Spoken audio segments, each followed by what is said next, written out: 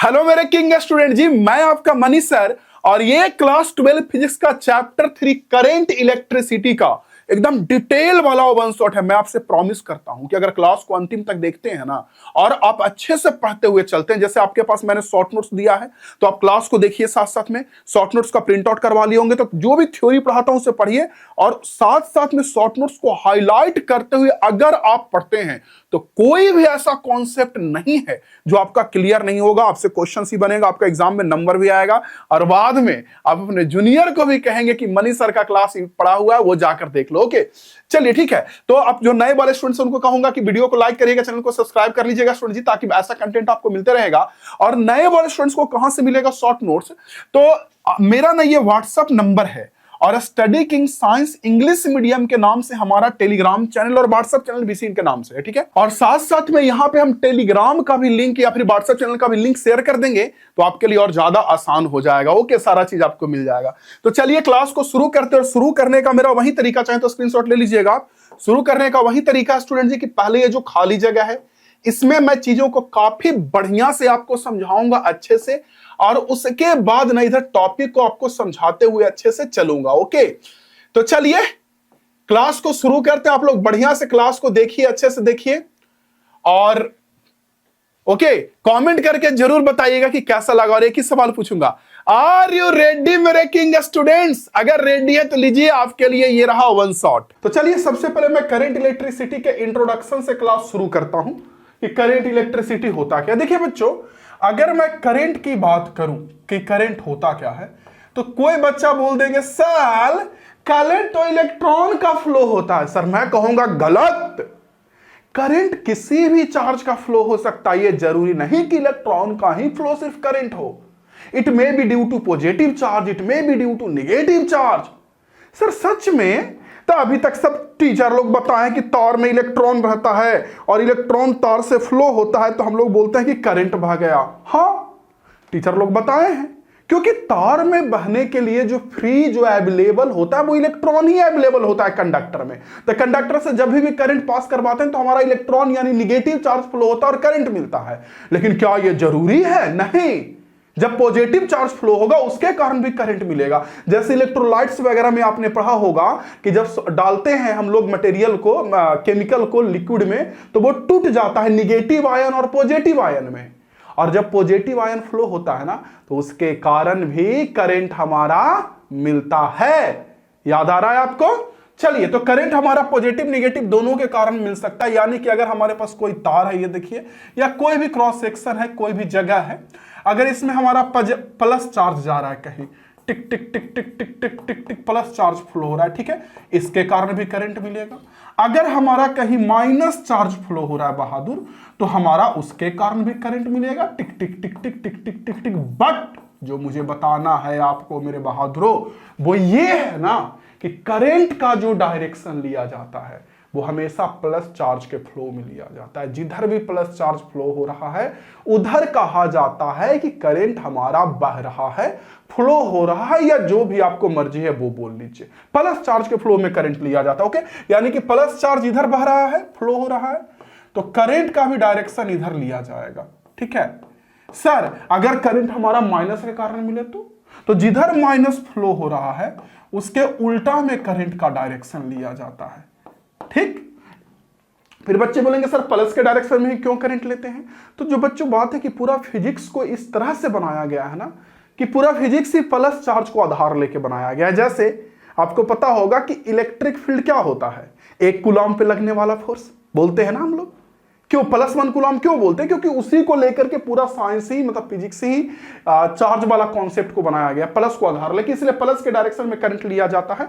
अगर माइनस के कारण करंट मिल रहा है, जैसे तार वगैरह में या कंडक्टर में फ्री इलेक्ट्रॉन्स होता है, उसके कारण करंट मिलेगा। तो जिधर माइनस फ्लो हो रहा है उसके उल्टा में करंट मिलेगा। जैसे देखिए सिंपल एग्जांपल देखिए ना, जैसे हमारे पास कोई रजिस्टर है या कोई कंडक्टर है, उसको अगर मैं बैटरी से जोड़ता हूं तो आपको तो पता है कि बैटरी में एक होता है पॉजिटिव यानी हाई पोटेंशियल, एक होता है निगेटिव यानी लो पोटेंशियल बच्चों। और जब बैटरी को ऐसे करके जोड़ूंगा तो इससे निगेटिव वाले से इलेक्ट्रॉन निकलेगा। देखिए बैटरी के निगेटिव वाले से इलेक्ट्रॉन निकलता है माइनस से एक्सटर्नल सर्किट में, और इधर से इलेक्ट्रॉन निकल के हम तो चले छछुलाल जी छाली छे मिलने पत्नी तो घर ही में है ना जी। तो यहां से मेरे बच्चों इलेक्ट्रॉन यहां से निकल के इधर से इधर आता है। तो देखिए इलेक्ट्रॉन चूंकि निगेटिव है इसलिए करंट का डायरेक्शन हम इसके अपोजिट में लेते हैं। क्लियर बच्चों बेसिक करंट का? यस। अब करंट को मेजर कैसे करते हैं? जैसे हम लोग बोलते हैं ना कि 1 एम्पियर का करंट बहा हो या 2 एम्पियर का करंट बहा हो या 3 एम्पियर का करंट बहा हो। तो करंट को अगर मैं मेजर करने की बात करूं बच्चों, करंट की वैल्यू की बात करूं, तो करंट को हमेशा मेजर किया जाता है rate of flow of charge, charge बहने का रेट। अगर एवरेज बात करूं तो 1 सेकंड में कितना चार्ज फ्लो हुआ। जैसे स्टार से मान के चलिए बच्चों 20 कूलम का चार्ज फ्लो हो गया 5 सेकंड में, 20 कूलम का 5 सेकंड में। तो बताइए आप ही कि अगर 5 सेकंड में 20 कूलम का चार्ज गया होगा तो 1 सेकंड में कितना गया होगा? 20/5 यानी 4 कूलम। तो हमारा करंट हो जाएगा हमारे बहादुराना कितना? 4 एम्पियर। समझ में आया? तो करंट हमेशा होबे करता है चार्ज फ्लो का रेट, 1 सेकंड में जो करंट चार्ज बहावो। और रेट भी 2 तरह से निकालते हैं, आपको पता होगा, एक एवरेज रेट और एक इंस्टेंटेनियस रेट। तो करंट भी एवरेज और इंस्टेंटेनियस रहेगा। तो एवरेज तो आप लोग समझ गए कि जितना चार्ज है उसमें समय से डिवाइड कर देंगे। नहीं देखिए ना, चार्ज में टाइम से डिवाइड कर देंगे तो करंट निकल गया delta Q by delta T, 1 second में जो चार्ज जा रहा है वो। लेकिन वही इंस्टेंटेनियस अगर निकालना रहेगा बउआ तो डिवीजन से काम नहीं चलेगा, वहां डिफरेंशिएशन करना पड़ेगा।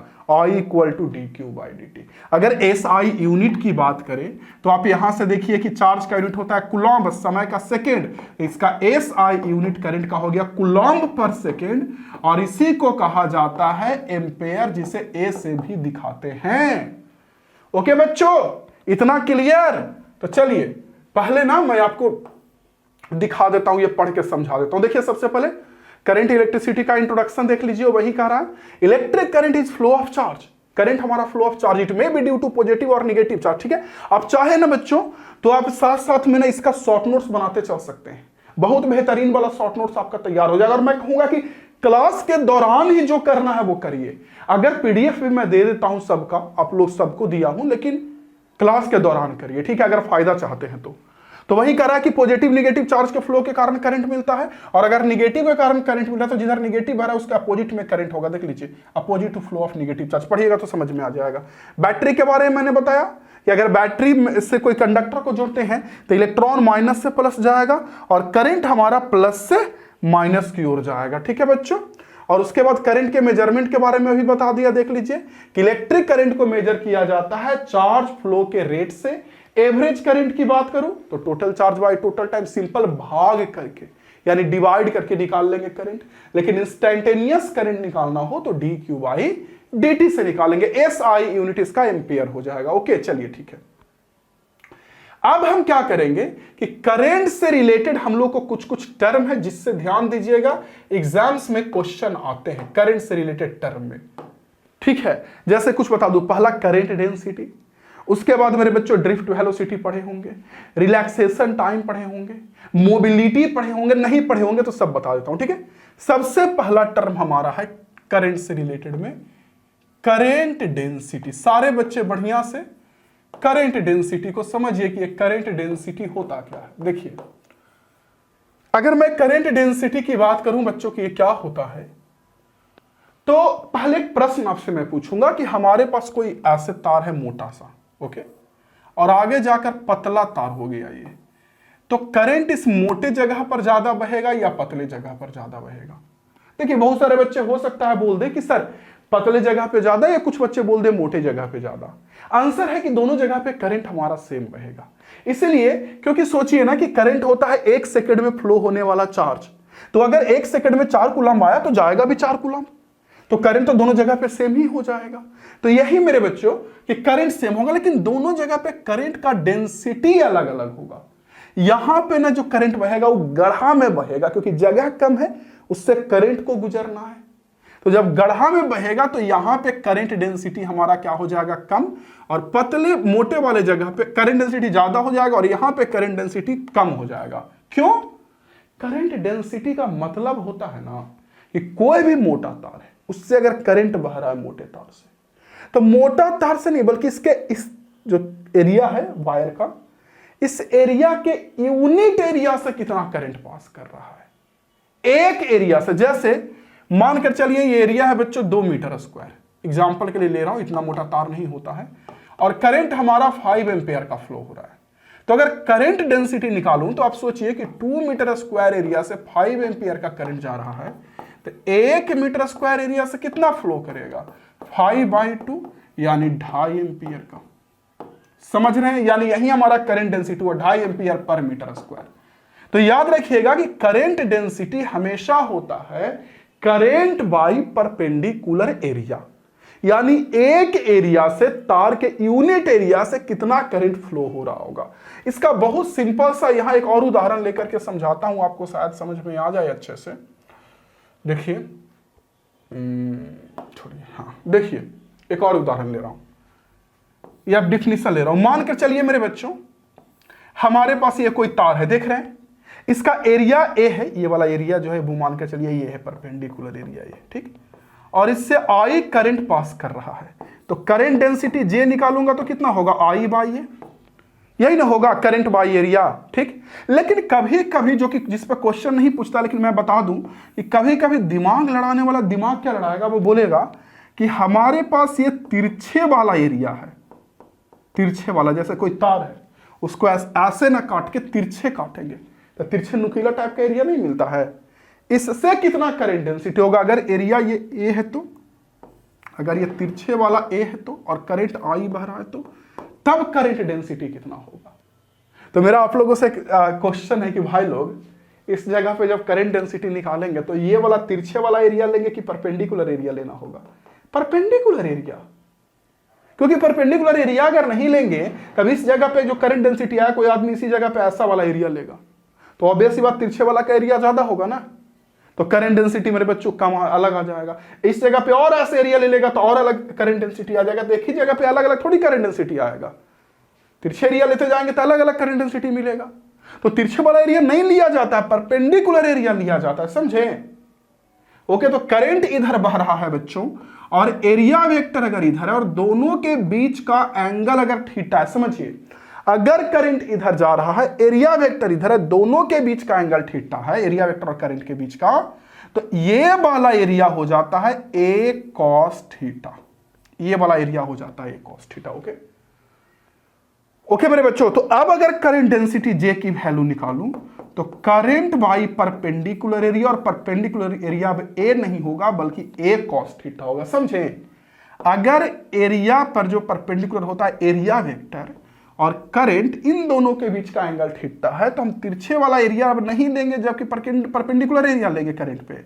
और अगर ये तिरछे वाला एरिया ये है तो ये a cos थीटा हो जाएगा। तो current by perpendicular area a cos theta. और मुझे ये नहीं बताना है असली, यहां से अगर I की वैल्यू की बात करूं तो वो J से अगर इंटू कर दूंगा करंट डेंसिटी से तो JA cos थीटा होगा, हो जाएगा ना। इसलिए I को यहां से बच्चों J डॉट A से भी कहा जा सकता है, देख लीजिए। तो यहां से करंट I निकल गया J डॉट A, यानी कि जो करंट, एक तो हम लोग अभी करंट पढ़े, चार्ज फ्लो करंट, एक करंट को डिफाइन किया जाता है करंट डेंसिटी और एरिया वेक्टर के डॉट प्रोडक्ट से, ये देखिए।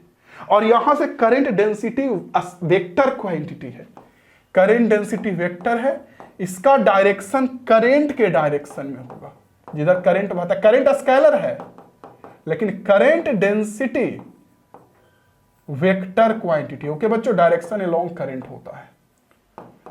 Okay clear. तो दूसरा डिफिनेशन करंट का निकल गया ना कि करंट डेंसिटी और एरिया वेक्टर के डॉट प्रोडक्ट से हमारा निकलता है ये, ठीक है। पहले मैं इसे समझा दूं, उसके बाद आगे बढ़ूंगा करंट डेंसिटी से। देख लीजिए यहां पे वो वही सेम चीज बताया हूं बच्चों। हाँ, ये जरूर कहूंगा कि देखिए इस वीडियो, इस क्लास के बारे में ना दोस्तों को जरूर बताइएगा, आपके सपोर्ट की हमेशा जरूरत पड़ती है।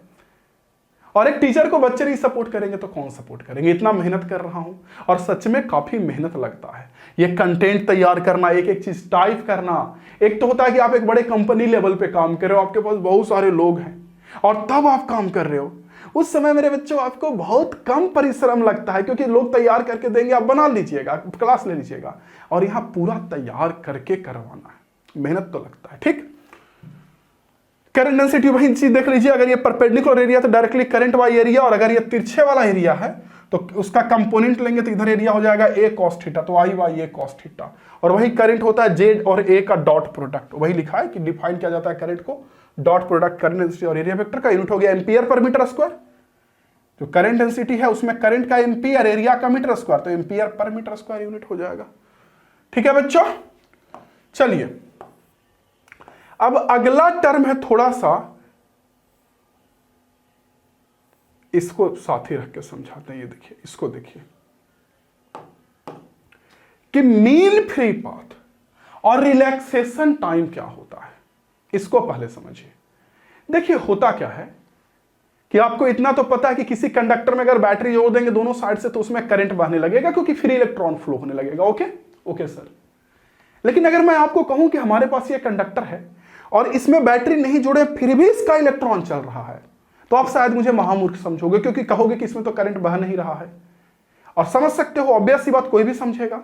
लेकिन बच्चों अगर इसमें बैटरी नहीं जोड़े कंडक्टर में, तो भी इसका इलेक्ट्रॉन फ्री इलेक्ट्रॉन मोशन कर रहा है इधर से उधर, हीट के कारण, थर्मल प्रॉपर्टी के कारण।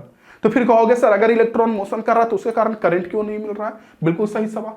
करंट इसलिए नहीं मिल रहा है क्योंकि अगर कोई भी तार का एरिया ले और बैटरी नहीं जुड़े, अगर ये वाला एरिया मान लीजिए, तो इस एरिया से जितना इलेक्ट्रॉन इस साइड गुजर रहा होगा उतना ही इलेक्ट्रॉन इस एरिया से इस साइड गुजर रहा होगा, और इसीलिए करंट नहीं मिल रहा है।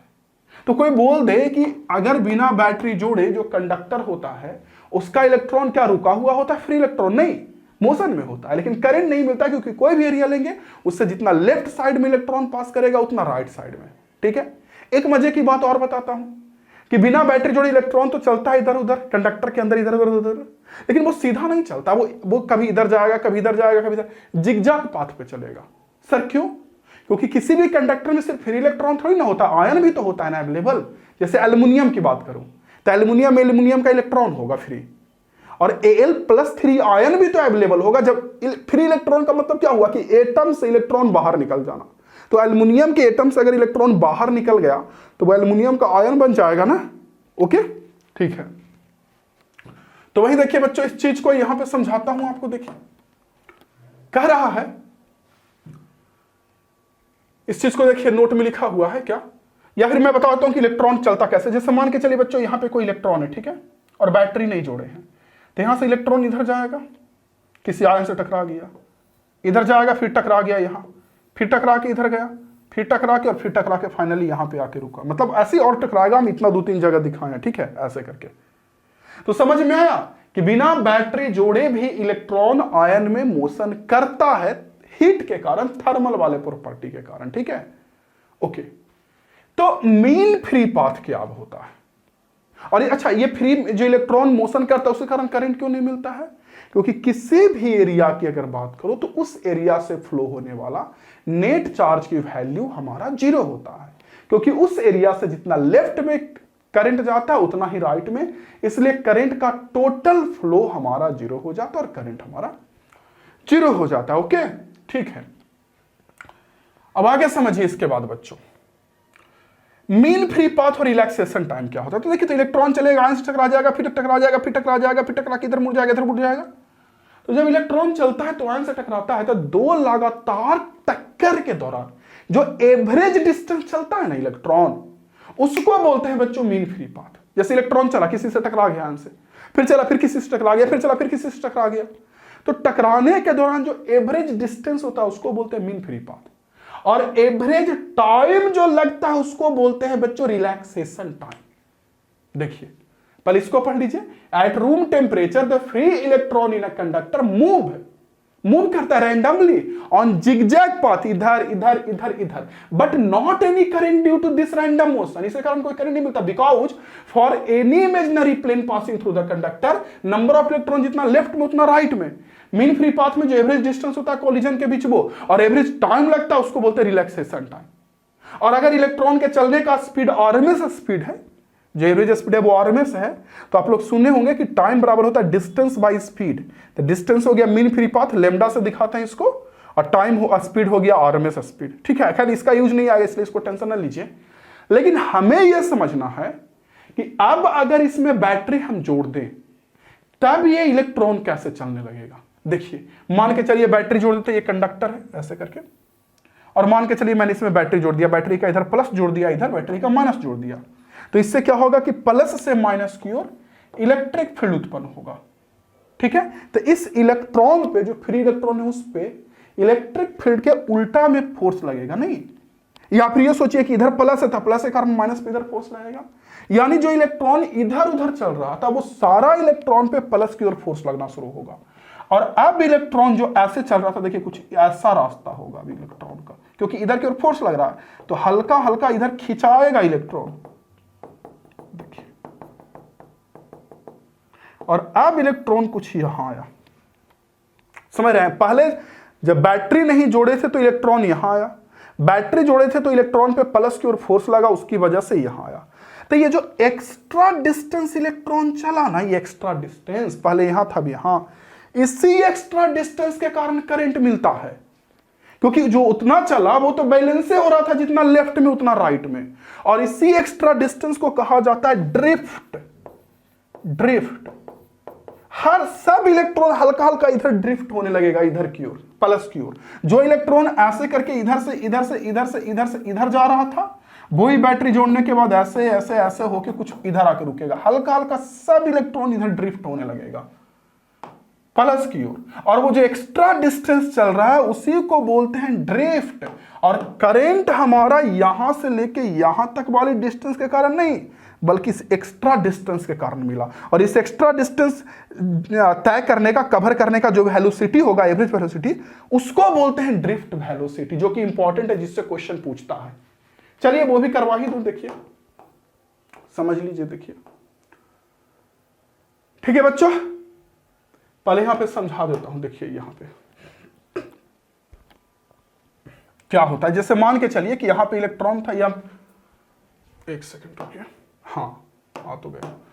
देखिए तो ये जो एक्स्ट्रा डिस्टेंस चलने में जो वेलोसिटी लगा उसी को बोलते हैं बच्चों ड्रिफ्ट वेलोसिटी। पढ़िए, after applying electric field electron of metal start slowly drift. Electric field apply करने के बाद इलेक्ट्रॉन इधर की ओर ड्रिफ्ट होने लगेगा। The net velocity at which this electron drift is known as drift velocity. जिस वेलोसिटी के कारण यहां से यहां शिफ्ट हुआ, या जो एवरेज वेलोसिटी होगा, कांस्टेंट तो होता नहीं है, तो उसको बोलते हैं ड्रिफ्ट वेलोसिटी। उसकी फार्मूला ये आती है। अब ये फार्मूला कैसे आया बच्चों, वो मैं तो थोड़ा हल्का बता देता हूं, लेकिन अगर ना समझ में आए तो फिर वहीं कहूंगा कि देखिए डिटेल कोर्स किया कीजिए, बहुत अच्छा कोर्स दिया हूं। भले ही मैं फेमस नहीं हूं, लोग मुझे नहीं जानते हैं, लेकिन कंटेंट तो बहुत बेस्ट पढ़ाता हूं। इसके लिए आप जब न्यू वाले एमिंग हाई ऐप पे स्टडी कर रहे होंगे या करेंगे तो आपको ऑटोमेटिक आइडिया लगेगा। बहुत बढ़िया जी जान झोंक दिया हूं पढ़ाने में, अगर साल भर अच्छे से पढ़ना है तो। वो अलग है कि हर किसी के नसीब की अपनी अपनी बातें हैं, किसी को नसीब ज्यादा फेमस कर देता है, किसी को कम फेमस करता है, वो एक अलग मुद्दा है। चलिए बच्चों, देखिए ये कैसे आया ड्रिफ्ट वेलोसिटी, सुनिए। हम लोग ये मानते हैं कि जब आयन से टकराता है ना, तो इलेक्ट्रॉन टकराने के बाद उसकी स्पीड जीरो हो जाती है, मतलब जीरो स्पीड से चलना होता है। चेक मत बताइए पहले कि अगर इलेक्ट्रिक फील्ड ई है तो इलेक्ट्रॉन पे फोर्स कितना लगेगा, Q इंटू ई के बराबर, F बराबर Q इंटू ई। Q इलेक्ट्रॉन का होता है, स्मॉल ई से दिखाते हैं, तो इतना फोर्स लगेगा। तो फोर्स के कारण इलेक्ट्रॉन में एक्सेलरेशन आएगा, एक्सेलरेशन की वैल्यू होती है फोर्स बाई मास। तो स्मॉल ई कैपिटल ई फोर्स हो गया, बाई मास कर दिए बच्चों, यहां से इलेक्ट्रॉन का एक्सेलरेशन निकल गया, देख लीजिए। फोर्स में मास से डिवाइड कर देंगे, एक्सेलरेशन निकल जाएगा, आप खुद देख रहे होंगे, ठीक है। तो अगर एक्सेलरेशन निकल गया तो आपने फॉर्मूला पढ़ा होगा v equal to U plus 89/10 में। तो u तो जीरो होगा, क्योंकि आयन से टकराने के बाद इलेक्ट्रॉन जीरो वेलोसिटी से चलता है, तो जीरो हो गया। a आया कितने का, small E capital E by M, electron का मास। टाइम के जगह पर v बराबर u हो गया जीरो, a हो गया ये, और टाइम के जगह पर ये टाउ, रिलैक्सेशन टाइम। तो v बराबर u प्लस 80 से हमारा ये ड्रिफ्ट वेलोसिटी का ये फॉर्मूला निकल गया। देखिए small E capital E by m, वही mass of electron, m e मतलब mass of electron, m e लिख दीजिए, इनटू टाउ। चाहेंगे तो इस इलेक्ट्रिक फील्ड के जगह पे अगर तार का लंबाई एल है और वोल्टेज भी अप्लाई किए हैं, तो आप लोग पढ़े होंगे कि इलेक्ट्रिक फील्ड जब कांस्टेंट हो तो वोल्टेज बाई लंबाई होता है, लेंथ। तार में जो इलेक्ट्रिक फील्ड आएगा वो वोल्टेज जितने का अप्लाई किए वो बाई लेंथ है, चैप्टर 1 में पढ़े होंगे आप, चैप्टर 2 में। तो ई के जगह पर v बाई एल भी रखेंगे, तो v बाई एल रखेंगे तो ये फार्मूला आ जाएगा। हो गया, समझ में आ गया। तो याद रखिएगा कि ड्रिफ्ट वेलोसिटी में स्मॉल ई होता है इलेक्ट्रॉन पे charge, capital E electric field, M E होता है मास ऑफ इलेक्ट्रॉन, ठीक है, v होता है जो वोल्टेज अप्लाई किया, और एल होता है लेंथ ऑफ कंडक्टर। इसमें न्यूमेरिकल कई सारा आता है, इसको लिखिएगा तो लिख लीजिए, या फिर मैं इसको इरेज करता हूं और समझिए उसके बाद आगे कि क्या है ना कि एक और बहुत फेमस चीज इसमें है कि करेंट और ड्रिफ्ट वेलोसिटी के बीच का फॉर्मूला ये वाला I इक्वल टू NEAVD, बड़ा फेमस फॉर्मूला और बहुत क्वेश्चन इस पे पूछता है। चलिए वो भी मैं करवा दूं, देखिए क्या है ये। मान के चलिए बच्चों, समझिएगा इस चीज को कि हमारे पास कोई तार है, ठीक, तो इस तार में फ्री इलेक्ट्रॉन होगा, तो तार के यूनिट वॉल्यूम में, पूरे तार में नहीं, यूनिट वॉल्यूम में, एक वॉल्यूम में, तार तो फ्री इलेक्ट्रॉन तो पूरे तार में रहेगा, वॉल्यूम में रहेगा, तो यूनिट वॉल्यूम में जो फ्री इलेक्ट्रॉन है उसका संख्या n है। n क्या है? Number of free electron per unit volume n है, ठीक, ओके। उसके बाद करंट इससे I बह रहा है, ठीक, इसका एरिया A है, एरिया A है, ठीक है, और इसमें जो इलेक्ट्रॉन जा रहा है उसकी ड्रिफ्ट वेलोसिटी Vd है। तो I इक्वल टू बच्चों NEAVD, ये फॉर्मूला होता है, देख लीजिए।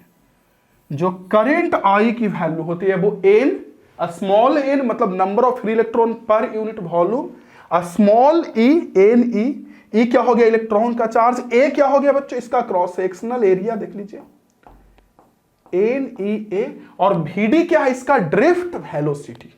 समझ में आ गया? तो वहीं I इक्वल टू NEAVD, यही होता है फॉर्मूला। इसको याद रखिएगा, इस पे इंपॉर्टेंट है, इस पे क्वेश्चन पूछा जाता है। ओके, जहां सबका मतलब समझ गए? ओके, अब एक टर्म और है बच्चों, मोबिलिटी। ये क्या होता है मोबिलिटी? इंपॉर्टेंट टर्म है। सबसे पहले पढ़ लिए करंट डेंसिटी, यस सर पढ़ लिए। करंट डेंसिटी के बाद बच्चों हम लोगों ने पढ़ा क्या? Relaxation time, mean free path, फिर ड्रिफ्ट वेलोसिटी पढ़ लिया। अब पढ़ते हैं मोबिलिटी। मोबिलिटी देखिए क्या है, पहले बताइए कि करंट जो बहता है तार में, उसमें इलेक्ट्रॉन जो सारा डिस्टेंस कवर किया उसके कारण मिलता है, या एक्स्ट्रा डिस्टेंस कवर किया उसके कारण? सर एक्स्ट्रा के कारण। उस एक्स्ट्रा को क्या बोलते हैं? ड्रिफ्ट। और उसके कारण जो वेलोसिटी होता है उसको कवर करने में उसको बोलते हैं ड्रिफ्ट वेलोसिटी, बोलते हैं ना? ओके, हाँ। तो मोबिलिटी क्या होता है? तो इलेक्ट्रिक फील्ड जब आप कंडक्टर में अप्लाई किए तो उसके कारण ड्रिफ्ट वेलोसिटी आया ना, इलेक्ट्रॉन में ड्रिफ्ट वेलोसिटी Vd, इधर या इधर किधर भी। तो मोबिलिटी होता है बच्चों drift velocity per unit electric field, यानी यूनिट इलेक्ट्रिक फील्ड अप्लाई करने पे कितना ड्रिफ्ट वेलोसिटी आएगा, drift velocity by electric field, ये होता है मोबिलिटी, ठीक है। और अब चाहे Vd की वैल्यू यहां अगर पुट कर देंगे, तभी आपने पढ़ा कि Vd की वैल्यू U प्लस AT से निकाल लेंगे, U 0 होगा, A की value small e capital E by M, A की वैल्यू T की वैल्यू टाउ, यही ना होता है बच्चों, और बाई E। Vd की वैल्यू पर पुट किया तो E से E कट जाएगा और आ जाएगा small e M tau, small E M tau, देख लीजिए। तो ये हो गया ड्रिफ्ट वेलोसिटी, चाहे drift velocity by electric field बोलिए या ये बोलिए, ठीक है। और ये भी ये सब फार्मूला इंपॉर्टेंट, मतलब ये सब फार्मूला अलग से कोई फार्मूला नहीं है। जैसे देखिए I इक्वल टू अभी आपने पढ़ा ना NEAVD, ये तो पढ़ा। तो कुछ नहीं करिए, आपको पता है कि म्यू इक्वल टू होता है drift velocity by electric field, तो यहां से Vd हो जाएगा म्यू इंटू ई, वो पुट कर दीजिए यहां NEA, और Vd की वैल्यू म्यू इंटू ई, तो ये फॉर्मूला मिल गया। तो मोबिलिटी समझ में आ गया आप लोगों को? Drift velocity per unit electric field को हम लोग बोलते हैं मोबिलिटी। ओके बच्चों, ठीक है। ड्रिफ्ट वेलोसिटी भी समझ में आ गया, जिस नेट वेलोसिटी का करंट मिलता है उसको बोलते हैं ड्रिफ्ट वेलोसिटी। ओके, और अब हम लोग आएंगे ओम्स लॉ और रजिस्टर में। तो पहले मैं एक काम करता हूं कि ओम्स लॉ को समझा दिए देता हूं, जब समझा दूंगा तो आपके लिए लिखने में भी आसानी होगा, बढ़िया से आप लिख भी लोगे। और वैसे भी देखिए बच्चों 1 शॉट है तो थोड़ा सा फास्ट में आपको सुनना ही पड़ेगा, जल्दी जल्दी पूरा पढ़ना ही पड़ेगा। देखिए ओम्स लॉ क्या होता है आपको पता है सबके को, कि कोई भी कंडक्टर है तो इससे जो करंट बहेगा, करंट वो जितना ज्यादा इस पे वोल्टेज अप्लाई करेंगे उतना करंट बहेगा, यानी I जो होगा बच्चों वो डायरेक्टली प्रोपोर्शनल टू V होगा। यही तो ओम्स लॉ होता है। और आप भी सोच सकते हो कि किसी भी कंडक्टर से जितना ज्यादा वोल्टेज अप्लाई करेंगे उतना ज्यादा करंट बहेगा, यानी I V के प्रोपोर्शनल होगा। ओके, ठीक है। और यहां से इक्वल करेंगे तो कोई कांस्टेंट एंट्री मारेगा, या I प्रोपोर्शनल टू V तो बोल सकते हैं V प्रोपोर्शनल टू I, और इक्वल करेंगे तो कोई कांस्टेंट एंट्री मारेगा और वो कांस्टेंट R होता है। तो V बराबर R I बोल दीजिए, या V बराबर I R बोल दीजिए, जो मर्जी है वो बोल दीजिए। तो यहां से वोल्टेज का फार्मूला निकल गया ओम्स लॉ से, देख लीजिए V बराबर I इंटू R। ओके बच्चों, अच्छा ये R जो होता है वो रेजिस्टेंस होता है, कांस्टेंट जो होता है ना वो R आता है, उसको बोलता है रेजिस्टेंस।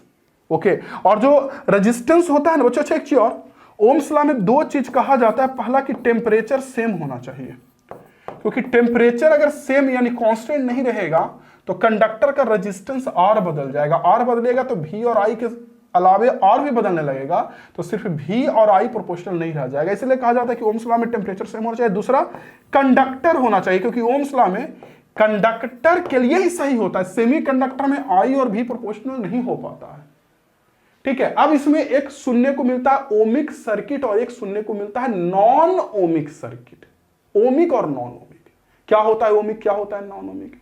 तो जो सर्किट ओम्स लॉ को फॉलो करता है वो होता है ओमिक, ठीक है। ओम्स लॉ क्या है? ये अगर इसके बीच का ग्राफ हम लोग ड्रॉ करें, देखिए V बराबर आई इंटू आर का ग्राफ ड्रॉ करें, तो V को अगर बाई एक्सिस पे दिखाए, या आर आई लिख दीजिए, जो भी लिखिए, V बराबर आर आई, तो V को अगर बाई एक्सिस पे दिखाए, I को एक्स एक्सिस पे, तो R हमारा M का काम करेगा, रेजिस्टेंस यही ना M का काम करेगा, स्लोप का काम करेगा, तो हमारा निकल जाएगा Y बराबर mx, यानी V बराबर I इंटू जो R ग्राफ है बच्चों, ये हमारा स्ट्रेट लाइन का ग्राफ मिलेगा, Y इक्वल टू mx। देख रहे हैं ना, इधर भी दिखाएंगे, इधर आई दिखाएंगे, ये स्ट्रेट लाइन, और स्ट्रेट लाइन आई के साथ जितना एंगल बनाएगा उसको tan थीटा होगा रेजिस्टेंस के बराबर। देख रहे हैं, V बराबर आई इंटू आर में जो स्लोप है वो क्या है? आर है ना। तो ये ग्राफ जो आई के साथ जितना एंगल बनाएगा उसका tan थीटा की वैल्यू होगी रेजिस्टेंस के बराबर। ध्यान दीजिएगा, आई के साथ एंगल लीजिएगा, V के साथ मत ले लीजिएगा, कभी कभी एग्जाम में इधर दे देगा आई है, इधर दे देगा V, तो बच्चा इधर से एंगल ले लेता है, इधर से नहीं, फिर इधर आई देगा तो इधर से एंगल लीजिएगा।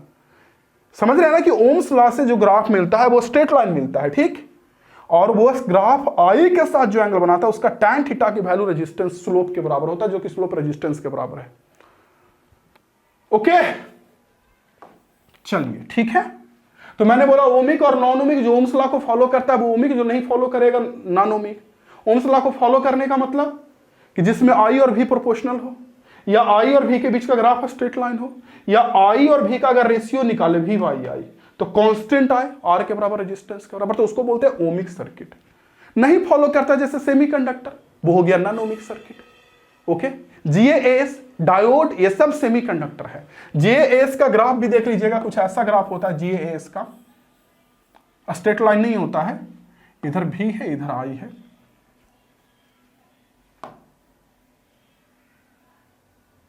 ठीक है बच्चों। तो जीएएस का ऐसा ग्राफ होता है, देख लीजिए, देख रहे हैं आप? यस, ऐसा।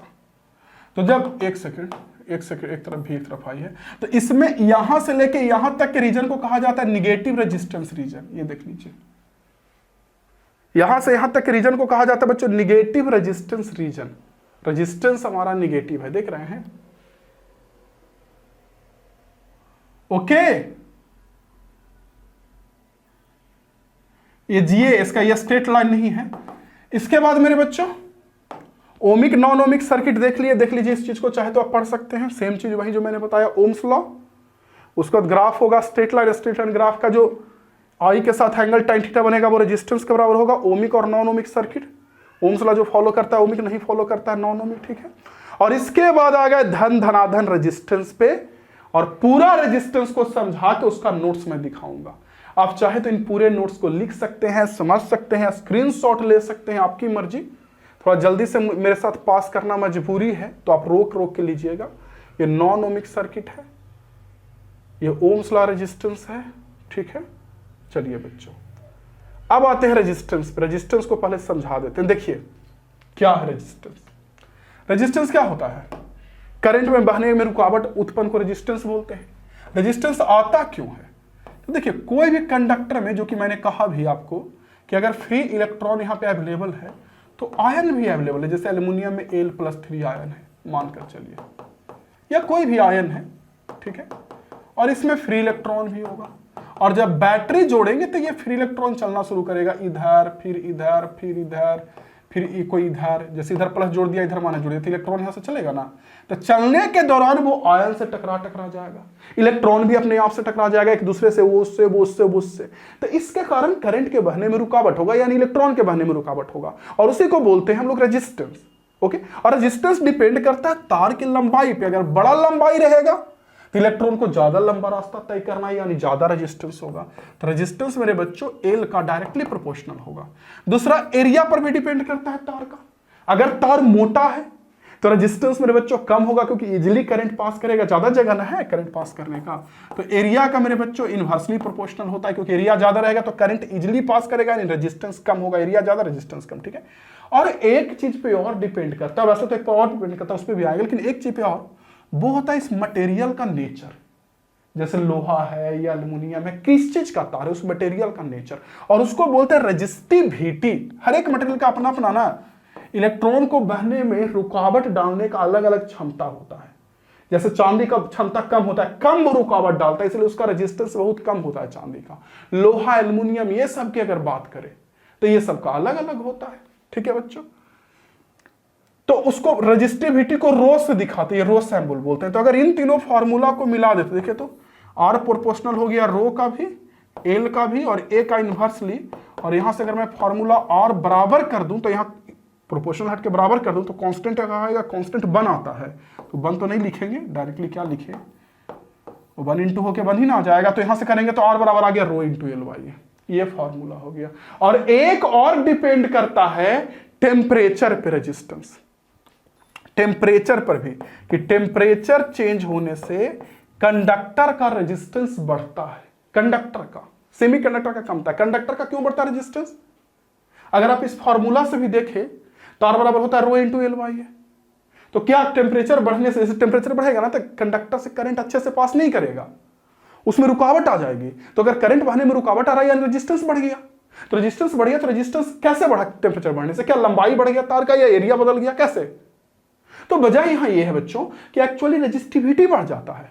जब टेम्परेचर बढ़ता है ना, तो इसके अंदर का जो इलेक्ट्रॉन्स आप देख रहे हैं, ये इलेक्ट्रॉन जो जा रहा था पहले कम टेम्परेचर पे, और आयन और अपने आप में टक्कर हो रहा था आपस में, और रेजिस्टेंस उत्पन्न हो रहा था। तो जब टेम्परेचर बढ़ेगा तो वो टक्कर बढ़ जाएगा, जल्दी जल्दी टकरा जाएगा, तितर बितर हो जाएगा, कोई इधर कोई इधर कोई इधर जा रहा था, और इधर उधर वो अपने में अलवला कर जाएगा। इसलिए रेजिस्टेंस बढ़ जाता है, क्योंकि रेजिस्टिविटी बढ़ जाता है ना टेम्परेचर बढ़ने से। जब भी टेम्परेचर बढ़ता है तो रेजिस्टिविटी बढ़ जाता है मटेरियल का। तो सर अभी तो आपने कहा कि रेजिस्टिविटी मटेरियल पर डिपेंड करता है, यस, लोहा का अलग होगा, एल्युमिनियम का अलग होगा, सिल्वर का अलग होगा, लेकिन वो टेम्परेचर पर डिपेंड करता है। अगर हम एक लोहा ले 20 डिग्री पे और एक लोहा ले 100 डिग्री सेंटीग्रेड पे, तो 100 डिग्री सेंटीग्रेड वाले का रेजिस्टिविटी ज्यादा होगा। क्लियर? आर बराबर रो इंटू एल वाई है, क्लियर? टेम्परेचर बढ़ने से क्या होगा? टेम्परेचर बढ़ेगा तो कंडक्टर का रेजिस्टेंस बढ़ेगा। क्यों? अगर मैथमेटिकल टर्म में बोलूं तो रेजिस्टिविटी बढ़ गया, समझने वाले टर्म में बोलूं तो इलेक्ट्रॉन का टक्कर बढ़ गया, यानी रेजिस्टिविटी बढ़ गया, उसके कारण जो भी बोलिए, ठीक है। ओके, तो इसमें एक इंपॉर्टेंट फॉर्मूला है क्या, कि मान लीजिए शुरू में इनिशियली टेम्परेचर हमारा कंडक्टर का टी नोड है और उस समय रेजिस्टेंस हमारा आर नोड है। शुरू में कंडक्टर का टेम्परेचर टी नोड है, रेजिस्टेंस हमारा आर नोड, ठीक है। बाद में बच्चों कंडक्टर का टेम्परेचर टी हो गया बढ़ के, तो रेजिस्टेंस भी कुछ अलग होगा, मान लीजिए आर हो गया, ठीक। तो इसके लिए एक फॉर्मूला आता है बाद का रेजिस्टेंस निकालने के लिए, कि आर बराबर आर नोड, आर बराबर आर नोड यानी शुरू का रेजिस्टेंस इंटू 1 प्लस अल्फा, और टेम्परेचर का चेंज यानी टी माइनस टी नोड। ये इसी को शॉर्टकट में ऐसे भी लिख सकते हैं, आर बराबर R nought into 1 plus alpha, और ये हो गया हमारा डेल्टा टी। देख लीजिए चेंज इन टेम्परेचर। तो शॉर्टकट में ये भी लिख सकते हैं, आर बराबर R nought into 1 plus alpha delta T. Clear बहादुर बच्चों? ओके, इस चीज को पहले आप देखिए। रेजिस्टेंस देख लीजिए, करंट के बहने में रुकावट को बोलते हैं। लेंथ पे भी डिपेंड करता है, एरिया पे भी डिपेंड करता है, और डिपेंड करता है नेचर ऑफ मटेरियल पे भी। देख रहे हो आप? यस। और एक डिपेंड करता है बच्चों टेम्परेचर पे भी, आप देखोगे तो आर बराबर होता है R nought into 1 plus alpha delta T, ठीक है बच्चों, देख सकते हो। यहां एक टर्म होता है कंडक्टिविटी और कंडक्टेंस, ये भी जान लीजिए। रेजिस्टिविटी और रेजिस्टेंस तो जान लिए, रेजिस्टेंस को आर से दिखाते हैं, रेजिस्टिविटी रो से दिखाते हैं, ठीक है। अच्छा एक चीज बता दूं कि लोहा का इतना बड़ा लेंगे तार और एक कितना बड़ा तार लेंगे, तो दोनों का तो रेजिस्टेंस अलग अलग होगा, है ना, क्योंकि एरिया अलग होगा या लेंथ अलग होगा, तो ठीक है। लेकिन रेजिस्टिविटी दोनों का सेम होगा। रेजिस्टिविटी मटेरियल पर डिपेंड करता है, लंबाई वगैरह पर नहीं डिपेंड करता है वो। हाँ, टेम्परेचर चेंज कर देंगे तब अलग हो जाएगा, भले वो अलग बात है। वैसे ही जैसे होता है रेजिस्टेंस, वैसे ही एक टर्म होता है कंडक्टेंस। जैसे किसी तार का रेजिस्टेंस ज्यादा है यानी उसमें करंट अच्छे से पास नहीं कर रहा यानी कंडक्टेंस कम है, बढ़िया से करंट नहीं पास कर रहा यानी कंडक्टेंस कम है। तो कंडक्टेंस होता है 1/1 रेजिस्टेंस, ठीक है। तो अगर इसके यूनिट की बात करूं, कंडक्टेंस के यूनिट की बात, तो देखिए 1 रेजिस्टेंस होता है, तो रेजिस्टेंस का यूनिट होता है ओम, तो 1/ओम। तो यही ओम ऊपर जाएगा तो ओम का पावर -1 यानी ओम का रिवर्स हो गया, और ओम का रिवर्स होता है महो। जैसे ओम होता है OHM, तो उसी का उल्टा MHO महो, तो कंडक्टेंस का यूनिट होता है महो, ठीक है। और एक वैसे टर्म होता है कंडक्टिविटी, रजिस्टिविटी के जैसा। जैसे रजिस्टिविटी होता है रो, तो कंडक्टिविटी को सिग्मा से दिखाते हैं, जिसका रजिस्टिविटी ज्यादा उसका कंडक्टिविटी कम। जैसे चांदी का क्या होता है कि रजिस्टिविटी कम होता है तो कंडक्टिविटी चांदी का ज्यादा होगा। उसका यूनिट अगर देखेंगे तो रजिस्टिविटी का यूनिट होता है ओम मीटर, ये भी देख लीजिए, रजिस्टिविटी का अगर यूनिट निकालेंगे तो ओम मीटर होगा। रजिस्टेंस का आर होता है ना, और आर बराबर रो इंटू एल वाई, ये पढ़े ना। तो आर का तो यूनिट हो गया ओम, रो का तो निकालना है लेंथ का मीटर और एरिया का मीटर स्क्वायर।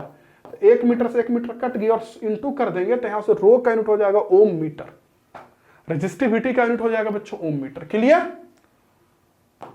ओके, तो इसका अगर यूनिट देखेंगे बच्चों तो देखिए नीचे में ओम, नीचे में मीटर, तो ऊपर जाएगा पर ओम पर मीटर, और पर ओम को महो भी बोलते हैं तो महो पर मीटर भी बोल सकते हैं। वही रजिस्टिविटी के बारे में थोड़ा सा यहां डिटेल लिखा गया, देखिए देख रहे हैं, the resistance of a conductor, resistivity होगा किसके बराबर अगर किसी तार का निकालेंगे तो आर बराबर आपने पढ़ा ना rho into L Y, are बराबर तो पढ़ा ही है रो इंटू एल वाई। तो एक तार लीजिए जिसका लेंथ 1 मीटर हो और एरिया भी 1 मीटर स्क्वायर हो, तो ये भी एक ये भी एक, तो यहां से आर निकालेंगे तो कितना होगा, ये भी एक ये भी एक, सोचिए दोनों एक एक। तो यहां से बच्चों रो की वैल्यू निकालेंगे तो आर के बराबर नहीं होगा, या आर बराबर रो नहीं होगा।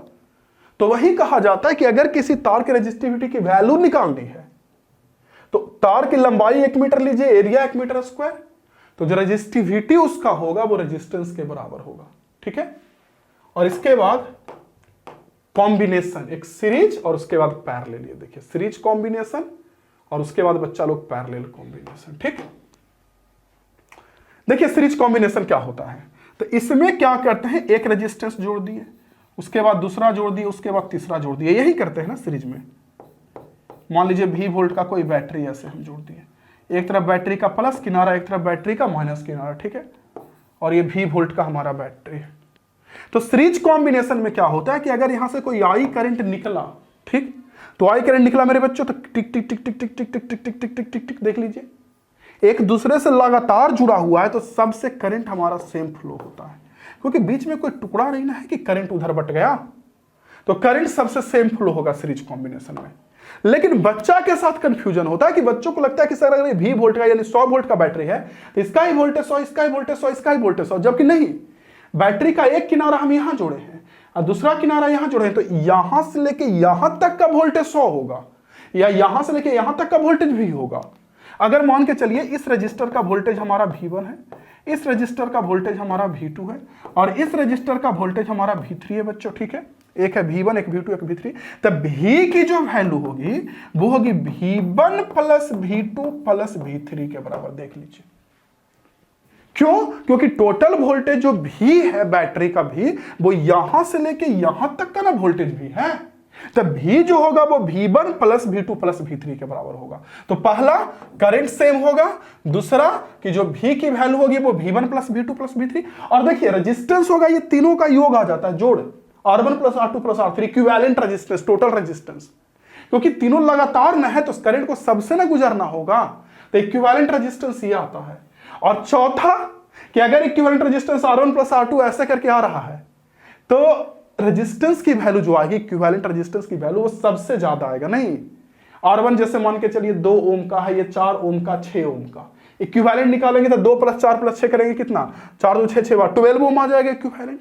तो 12 ओम ज्यादा नहीं आ गया, 2 से भी ज्यादा है 12, 4 से भी, 6 से भी ज्यादा है 12, तीनों से ज्यादा। तो इक्विवेलेंट रेजिस्टेंस जो होता है ना इसमें ये ग्रेटर होता है इंडिविजुअल से, अलग अलग जो रेजिस्टेंस उससे ज्यादा आएगा, और सबसे ज्यादा इक्विवेलेंट रेजिस्टेंस सीरीज में ही आता है। आगे पढ़ेंगे पैरेलल, उसमें सबसे मिनिमम आएगा।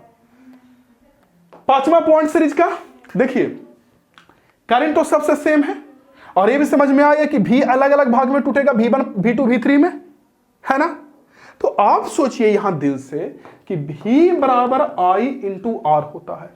I सबसे सेम है, तो जिसका R ज्यादा होगा इन तीनों में, उस पे इन तीनों में जो V होगा वो ज्यादा ना होगा।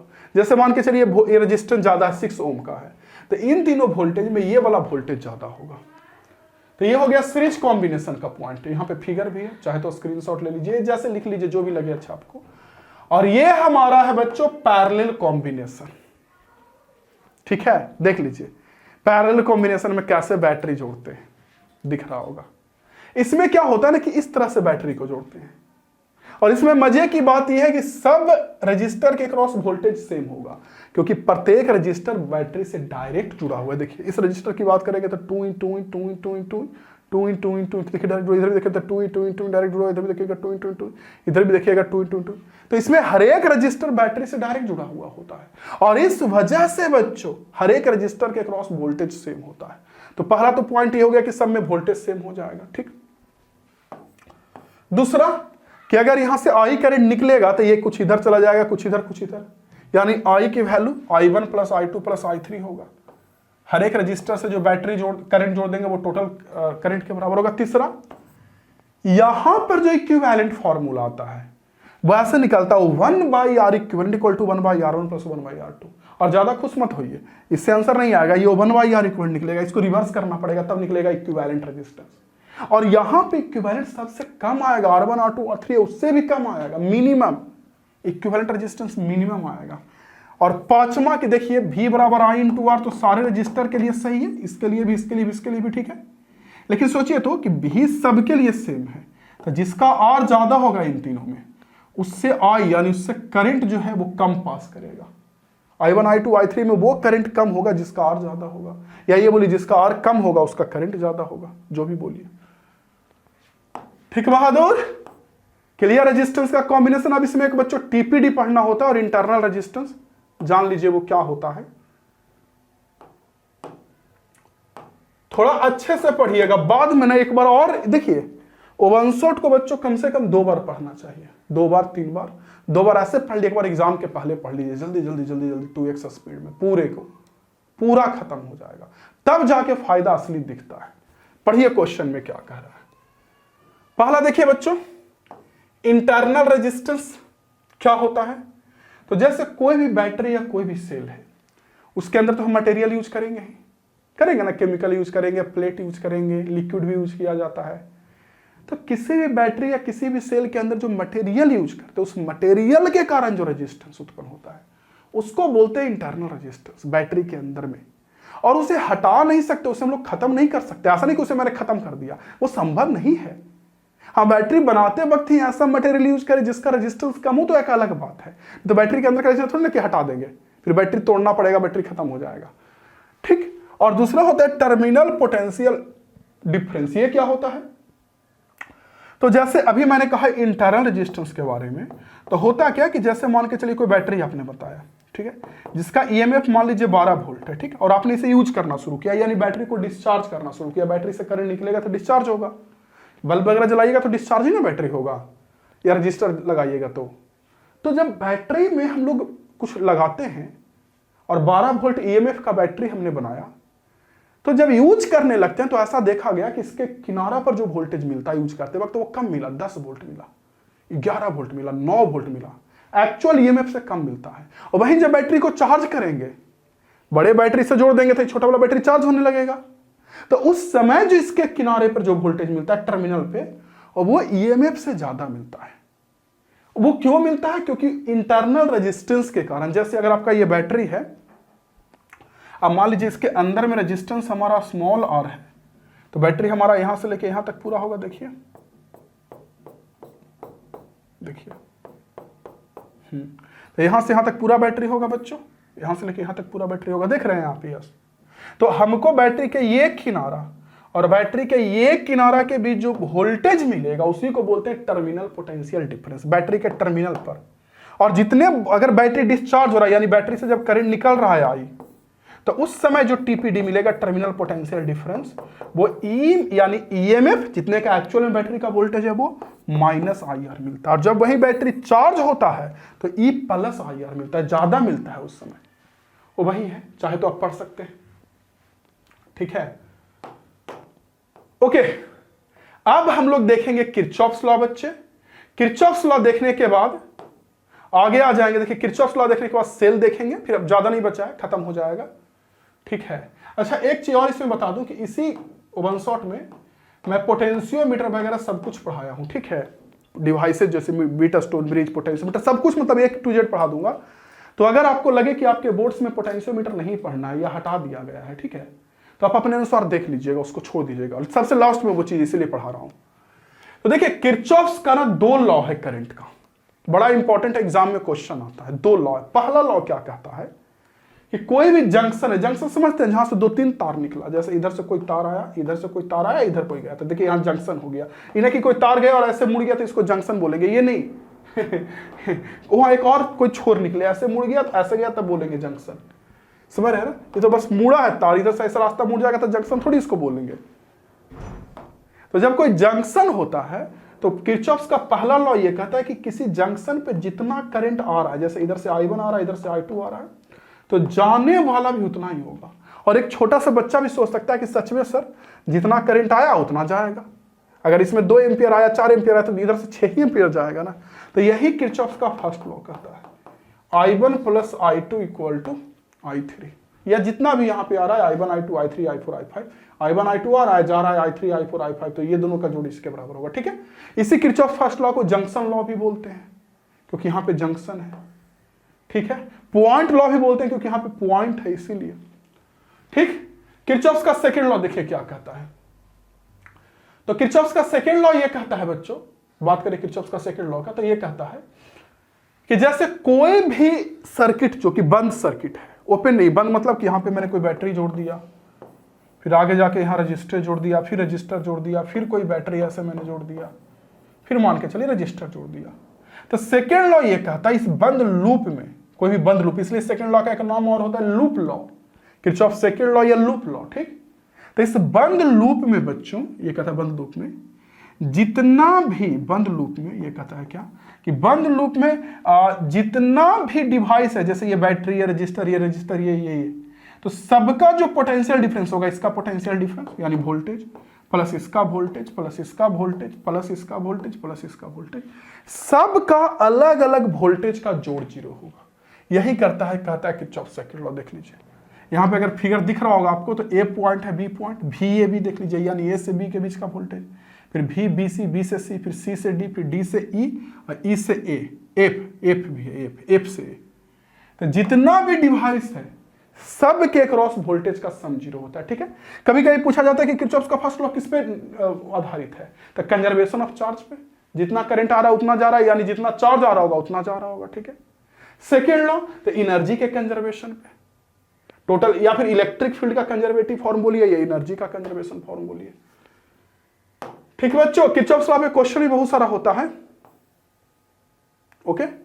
अब थोड़ा सा आप सेल समझ लीजिए, सीरीज कॉम्बिनेशन और पैरेलल कॉम्बिनेशन सेल का कैसे दिखाऊं, चलिए यहीं पे दिखा देता हूं। सेल का सीरीज कॉम्बिनेशन, पैरेलल कॉम्बिनेशन, क्या क्या रिजल्ट मिलता है सीरीज कॉम्बिनेशन पैरेलल कॉम्बिनेशन में, वो देखिए समझिएगा। जैसे मान के चलिए बच्चों अच्छे से कि हमारा ये सेल है, ठीक, और इसका इंटरनल सेल का ईएमएफ E1 है या E है, जो भी EMF E1, internal resistance R1 है, ठीक है। फिर हमारा दूसरा सेल है E2 और अंदर का रेजिस्टेंस हमारा R2 है, ठीक। फिर तीसरा सेल है E3, ऐसे करके बहुत सारा, या मान लीजिए 3 ही सेल लेते हैं और इसका अंदर का रेजिस्टेंस R3 है। तो इस पॉइंट और इस पॉइंट के बीच कुल ईएमएफ कितना होगा अगर सेल को सीरीज में जोड़े तो ऑब्वियस सी बात, इसका ईएमएफ E1 प्लस इसका E2 प्लस इसका E3, यही ना होगा, E1 plus E2 plus E3, यही तो होगा हमारा टोटल। और total resistance R1 plus R2 plus R3। तो वही कहा गया सीरीज कॉम्बिनेशन में कि the equivalent EMF of series combination of n cell, अगर n सेल है तो is just the sum of their individual EMF, अलग अलग सेल का जो इंडिविजुअल ईएमएफ है उसको जोड़ देंगे तो टोटल ईएमएफ निकल जाएगा। एंड इक्विवेलेंट इंटरनल रेजिस्टेंस, अगर टोटल रेजिस्टेंस निकालना है देखिए तो ये R1, ये R2, ये R3 सब किस में, सीरीज में है ना। तो इक्विवेलेंट इंटरनल रेजिस्टेंस जो होगा वो सबका जोड़, वो भी सबका जोड़ होगा, बस यही बताया गया है। देखिए इस चीज को यहाँ पे पढ़ेंगे तो पता चलेगा। ये देखिए equivalent EMF E1 plus E2 plus E3 ऐसे करके EN तक, और internal resistance R1 plus R2 plus R3 plus RN तक। देख रहे हैं? तो ये तो काफी इजी होता है बच्चों। लेकिन वही सेल अगर सीरीज में ना हो के पैरेलल में हो तो, और इस समय पे इक्विवेलेंट ईएमएफ या इक्विवेलेंट रेजिस्टेंस निकालना हो तो, और यहां पे बच्चों को समस्या होती है। देखिए कोई भी चीज आपको लगे कि ये फॉर्मूला कैसे आया, तो देखिए वन शॉट में तो वो संभव है नहीं बच्चों, डिटेल कोर्स में संभव है। यही कहूंगा पढ़ लीजिएगा, ठीक है। अगर आप ये एमिंग हाई पे कर रहे हैं, या फिर अगर मान लीजिए यूट्यूब वगैरह या कहीं भी क्लास कर रहे हैं, तो एमिंग हाई ऐप पे हम पढ़ाएं काफी अच्छा से, जाके पढ़ लीजिएगा। मन और दिल दोनों आपका खुश हो जाएगा।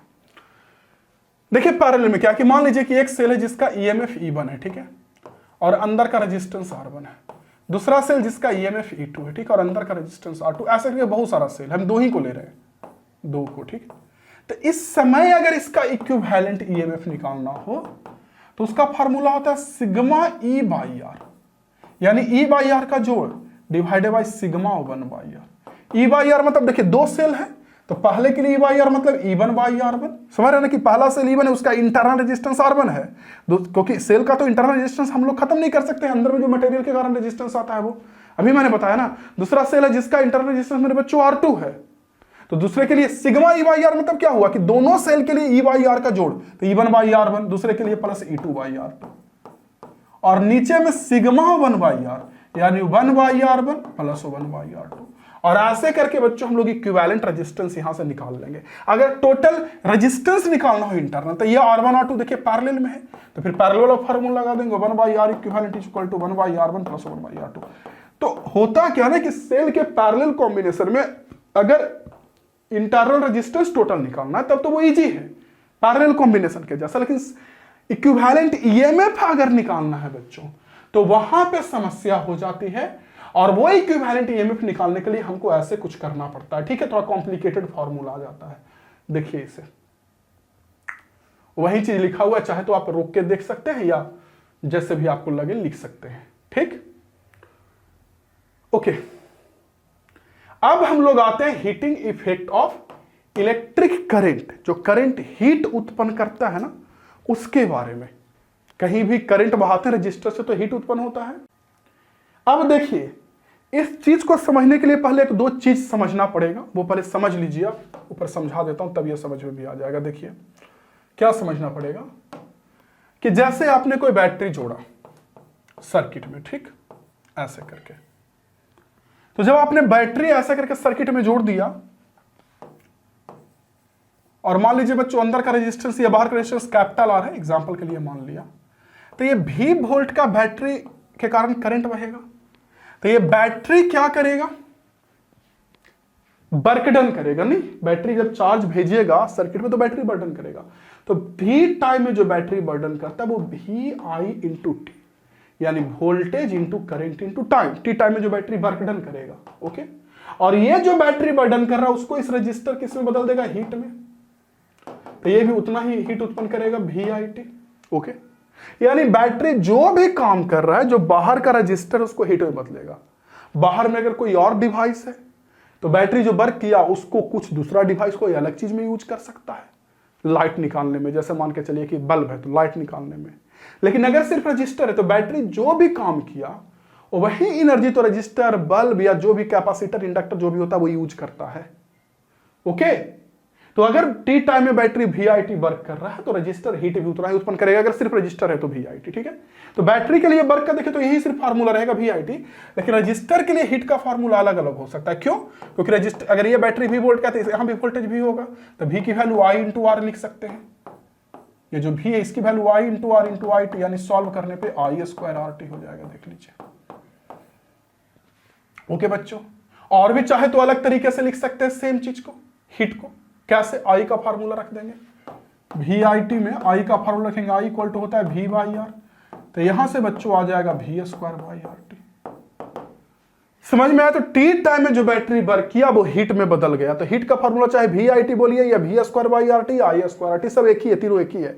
V का वैल्यू रखेंगे तो अलग निकलेगा, I की वैल्यू रखेंगे तो अलग निकलेगा, ठीक है, ओके। अब इसी में एक टर्म होता है पावर भी, कि पावर क्या होता है। तो आप लोग को पता होगा, अगर वर्क एनर्जी पढ़े होंगे 11th में तो वहां पढ़े होंगे कि पावर होता है 1 सेकंड में किया जाने वाला वर्क। कोई भी डिवाइस है वो 1 सेकंड में जितना काम कर रहा है, हम लोग बोलते हैं कि उस डिवाइस का पावर वो वही है। यही तो जनरली हम लोग बोलते हैं ना। Yes sir. तो है क्या बच्चों, अब समझिए मेरी बातों को, मेरी मनसाओं को, कि अगर बैटरी इतना टी टाइम में काम किया तो 1 सेकंड में कितना काम करेगा? 1 सेकंड में तो जितना काम किया उसमें टाइम से डिवाइड कर देंगे, 1 सेकंड का काम निकल जाएगा। तो वी आई टी सेकंड में किया, टी से डिवाइड कर दिया, कट गया, वी आई के बराबर हुआ। तो वही मैं कह रहा हूं कि जो पावर होता है वी इंटू आई के बराबर होता है। या वही रजिस्टर के लिए भी पावर बोल सकते हैं। बैटरी 1 सेकंड में जो काम किया वो पावर, रजिस्टर 1 सेकंड में जो हीट उत्पन्न किया वो पावर है ना। तो इसका इससे भी टी हटा दीजिए तो पावर हो जाएगा वी आई या आई स्क्वायर आर या V square by R. Okay, clear? Heat वगैरह क्लियर? अब एक चीज और समझिए, हम लोग के घर में जो बिजली बिल आता है वो यूनिट में आता है। तो जब यूनिट में आता तो जानते हैं, जो 1 यूनिट हम लोग बोलते हैं कि 1 यूनिट बिजली बिल उठा, उसको फिजिक्स के भाषा में बोला जाता है 1 kWh, kilo watt hour. 1 kilo watt hour, 1 kilo watt घंटा हिंदी में, वो क्या होता है? तो एक देखिए kWh यानी किलो वाट, किलो का मतलब 1000 न होता है, यानी 1000 वाट, और आवर का मतलब वही 1 घंटा।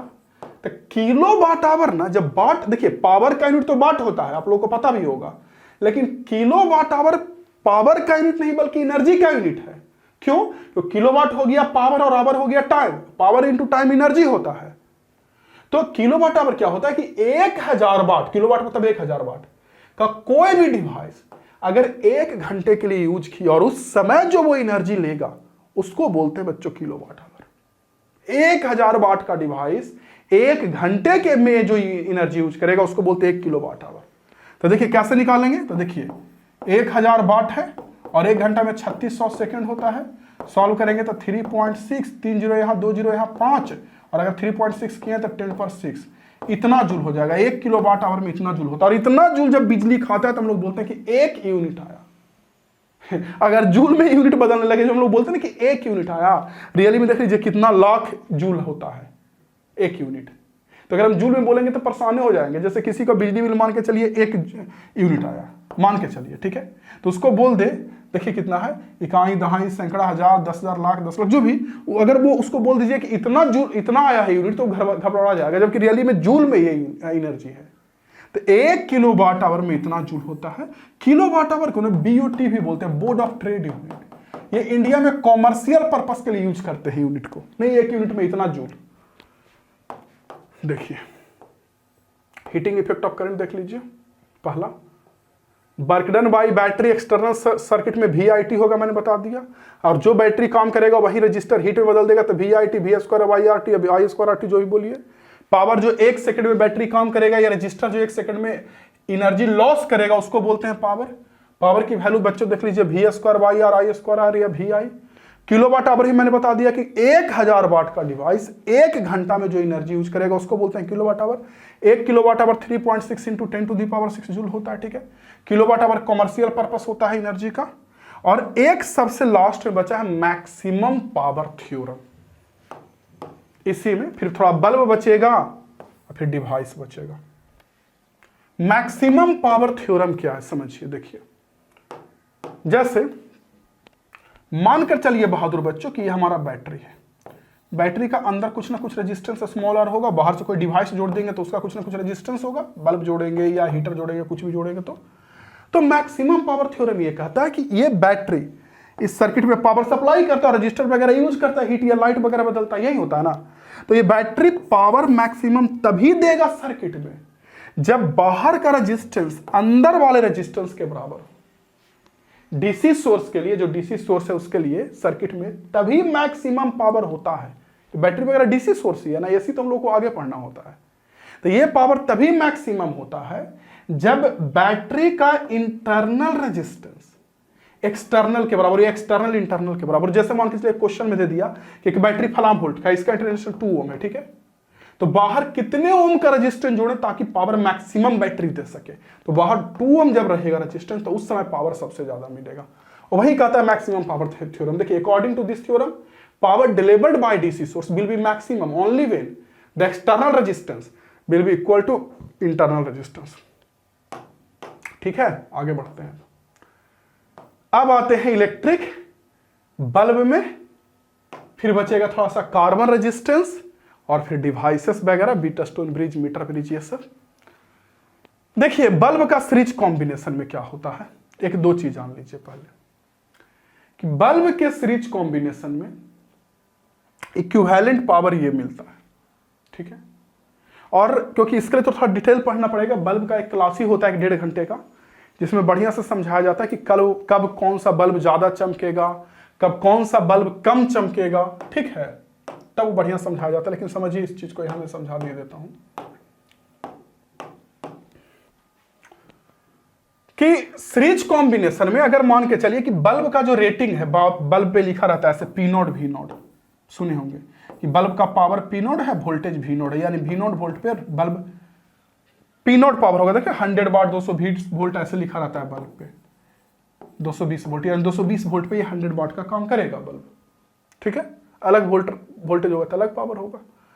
तो बल्ब को अगर हम P0 V0 है और ऐसे बहुत सारा बल्ब है, 1 2 3 ऐसे करके, ठीक है, इसका पावर P0 1, इसका P0 2, P0 3 या P1 P2 P3 जो है, और रेटिंग V0, इसको अगर हम V0 सोर्स से अगर जोड़ते हैं बल्ब को, इक्विवेलेंट पावर ये होता है। ठीक है, और इसमें सबसे बड़ी बात यह है बच्चों जो मुझे बताना है कि सीरीज कॉम्बिनेशन में जिस बल्ब का पावर ज्यादा होता है वो कम ग्लो करता है, वो कम चमकता है। सीरीज कॉम्बिनेशन में जिस बल्ब का पावर ज्यादा होता है वो कम चमकता है। देखिए in this combination current by each bulb is same.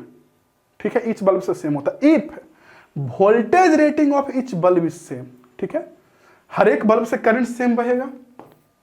ठीक है, फिर यहां से देखिए मेन चीज यहां है, सीरीज में तो सबसे करंट सेम बहेगा। आप कह रहे इफ अगर सारे बल्ब का वोल्टेज रेटिंग सेम है, यानी V0 और पावर रेटिंग अलग अलग होगा, कोई P0 1 पावर का या P1 P2 P3 पावर का, तो उस समय देखिए कह रहा then the bulb having more power, जिसके पास पावर ज्यादा होगा वो कम चमकेगा, वो कम पावर कंज्यूम करता है। इसके लिए डिटेल कोर्स पढ़ना पड़ेगा। ठीक है, और वो कम चमकेगा। जबकि पैरेलल में जस्ट इसी का उल्टा होता है, जो ज्यादा पावर का है वो ज्यादा चमकेगा। और पैरेलल कॉम्बिनेशन जब बल्ब का जोड़ेंगे ऐसे करके, एक बल्ब यहां ऐसे बैटरी से, फिर दूसरा बल्ब यहां ऐसे करके, बैटरी से अगर यहां से ऐसे तार से जोड़ दिए।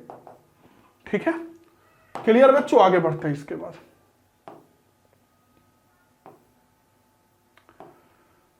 अब हमारा टर्म है कार्बन रेजिस्टेंस। देख लीजिए आपके बोर्ड्स में अभी जो मैं जो पढ़ाने जा रहा हूं, कार्बन रेजिस्टेंस पढ़ाऊंगा, बीटस्टोन ब्रिज पढ़ाऊंगा, और जो 1-2 डिवाइस है पोटेंशियोमीटर, मीटर ब्रिज, वो सब पढ़ाऊंगा। अगर आपके सिलेबस में है तो पढ़ लीजिए, नहीं है तो छोड़ दीजिए, देख लीजिए।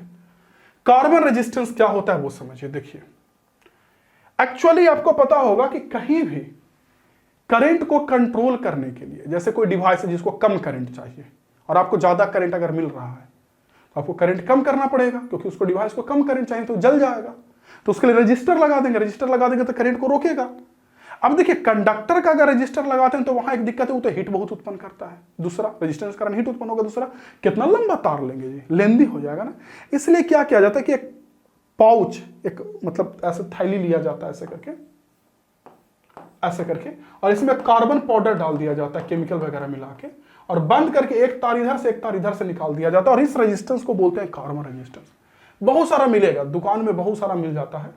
तो मेनली कार्बन रेजिस्टेंस क्या है ये बड़ी बात नहीं है, तो समझ में आ रहा है कि एक जैकेट में कार्बन पाउडर डाल देंगे पैकेट में तो वो बन जाएगा कार्बन रेजिस्टेंस। बल्कि इसका रेजिस्टेंस कैसे पता करते हैं, क्योंकि इसमें अलग अलग रंग रहेगा, यहां अलग रंग रहेगा, यहां अलग रंग रहेगा, यहां अलग 4 गो पट्टी रहता है। देखिए 1 2 3 4, ठीक है। तो इसमें क्या होता है ना कि पहला जो 2 रंग है, 1 और 2, ये दोनों 2 नंबर को, जैसे मान के चलिए, देखिए मैं दिखा रहा हूं, मान के चलिए पहला रंग ब्राउन है। देखिए सबका कोड यहां लिखा हुआ है, थोड़ा ऊपर करके दिखाता हूं, ये देखिए दिख रहा होगा आपको, ठीक है।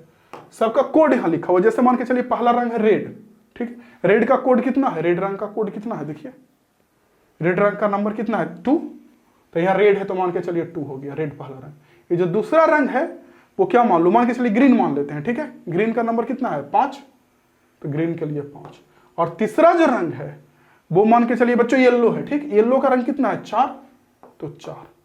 तो इसका जो रेजिस्टेंस होगा, ये जो पहले 2 रंग है वो नंबर को बताता है। जैसे 25 हुआ यानी कि रेजिस्टेंस हो गया 25 इंटू, और तीसरा जो रंग है जिसका देखिए 4 है, जो कि मैंने येलो लिया है, तीसरा लिया है येलो, ठीक है, दूसरा मैंने 5 वाला लिया है ग्रीन, और तीसरा मैंने रेड वाला कौन सा लिया है,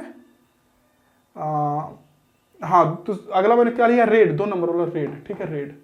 तो ये जो 2 रंग है, पहले 2 कलर कोड, 2 कलर का जो पट्टी है ये बताता है नंबर को, और तीसरा बताता है 10 टू दी पावर 3। जैसे तीसरा रंग येलो अगर मैंने लिया तो इसका रेजिस्टेंस होगा 25 गुना 10 का पावर 4, ये हो जाएगा रेजिस्टेंस। ये जो चौथा रंग है सबसे लास्ट में साइड में रहेगा, वो टॉलरेंस को बताता है, प्लस माइनस, यानी इतना ज्यादा रेजिस्टेंस ऊपर नीचे वेरी कर सकता है, टॉलरेंस उसमें हो सकता है, ठीक है। जैसे मेरे, और इसके लिए बहुत रंग नहीं, उसके लिए यही 3 रंग यूज किया जाता है जनरली, गोल्ड, सिल्वर, ये वाला। और अगर कोई रंग नहीं है तो मतलब ये 5 है तो कहने का मतलब जैसे कि मान के चलिए गोल्ड है, गोल्ड ये रंग है चौथा, तो इतना रेजिस्टेंस हो गया, और प्लस माइनस 5%। समझ में आया? फिर से सुनिए, जैसे पहला रंग अगर वायलेट है, दूसरा रंग ग्रे है, तो होगा 7 और 8 तो 78 इंटू, और तीसरा रंग मान के चलिए बच्चों ऑरेंज है, तो ऑरेंज का कोड होता है 3, तो 78 इंटू 10 टू दी पावर 3। और चौथा रंग मान के चलिए सिल्वर है, तो सिल्वर का टॉलरेंस होता है 10%, तो प्लस माइनस 10%। ये कार्बन का रेजिस्टेंस कलर कोड होता है, कलर कोड याद कर लीजिएगा इसको, ठीक है। और अब आ जाते हैं बच्चों इलेक्ट्रिकल डिवाइस में Wheatstone bridge, metre bridge और पोटेंशियोमीटर, ठीक है। पहले बीट स्टोन ब्रिज पढ़ा के समझा देता हूं, फिर आगे आऊंगा। देखिए बीट स्टोन ब्रिज क्या है ना, वैसे तो आपको पता ही होगा, नहीं पता है तो वो जानते ही होंगे कि रजिस्टर वगैरह होगा, लेकिन बीट स्टोन ब्रिज का असली यूज अननोन कंडक्टर का रेजिस्टेंस निकालने के लिए करते हैं। हालांकि बीट स्टोन ब्रिज से नहीं करते हैं, उसी का मॉडिफाइड वर्जन जो मीटर ब्रिज होता है उसी से करते हैं, दोनों एक ही चीज होता है, बस एक को थोड़ा अच्छा से बना दिया गया है।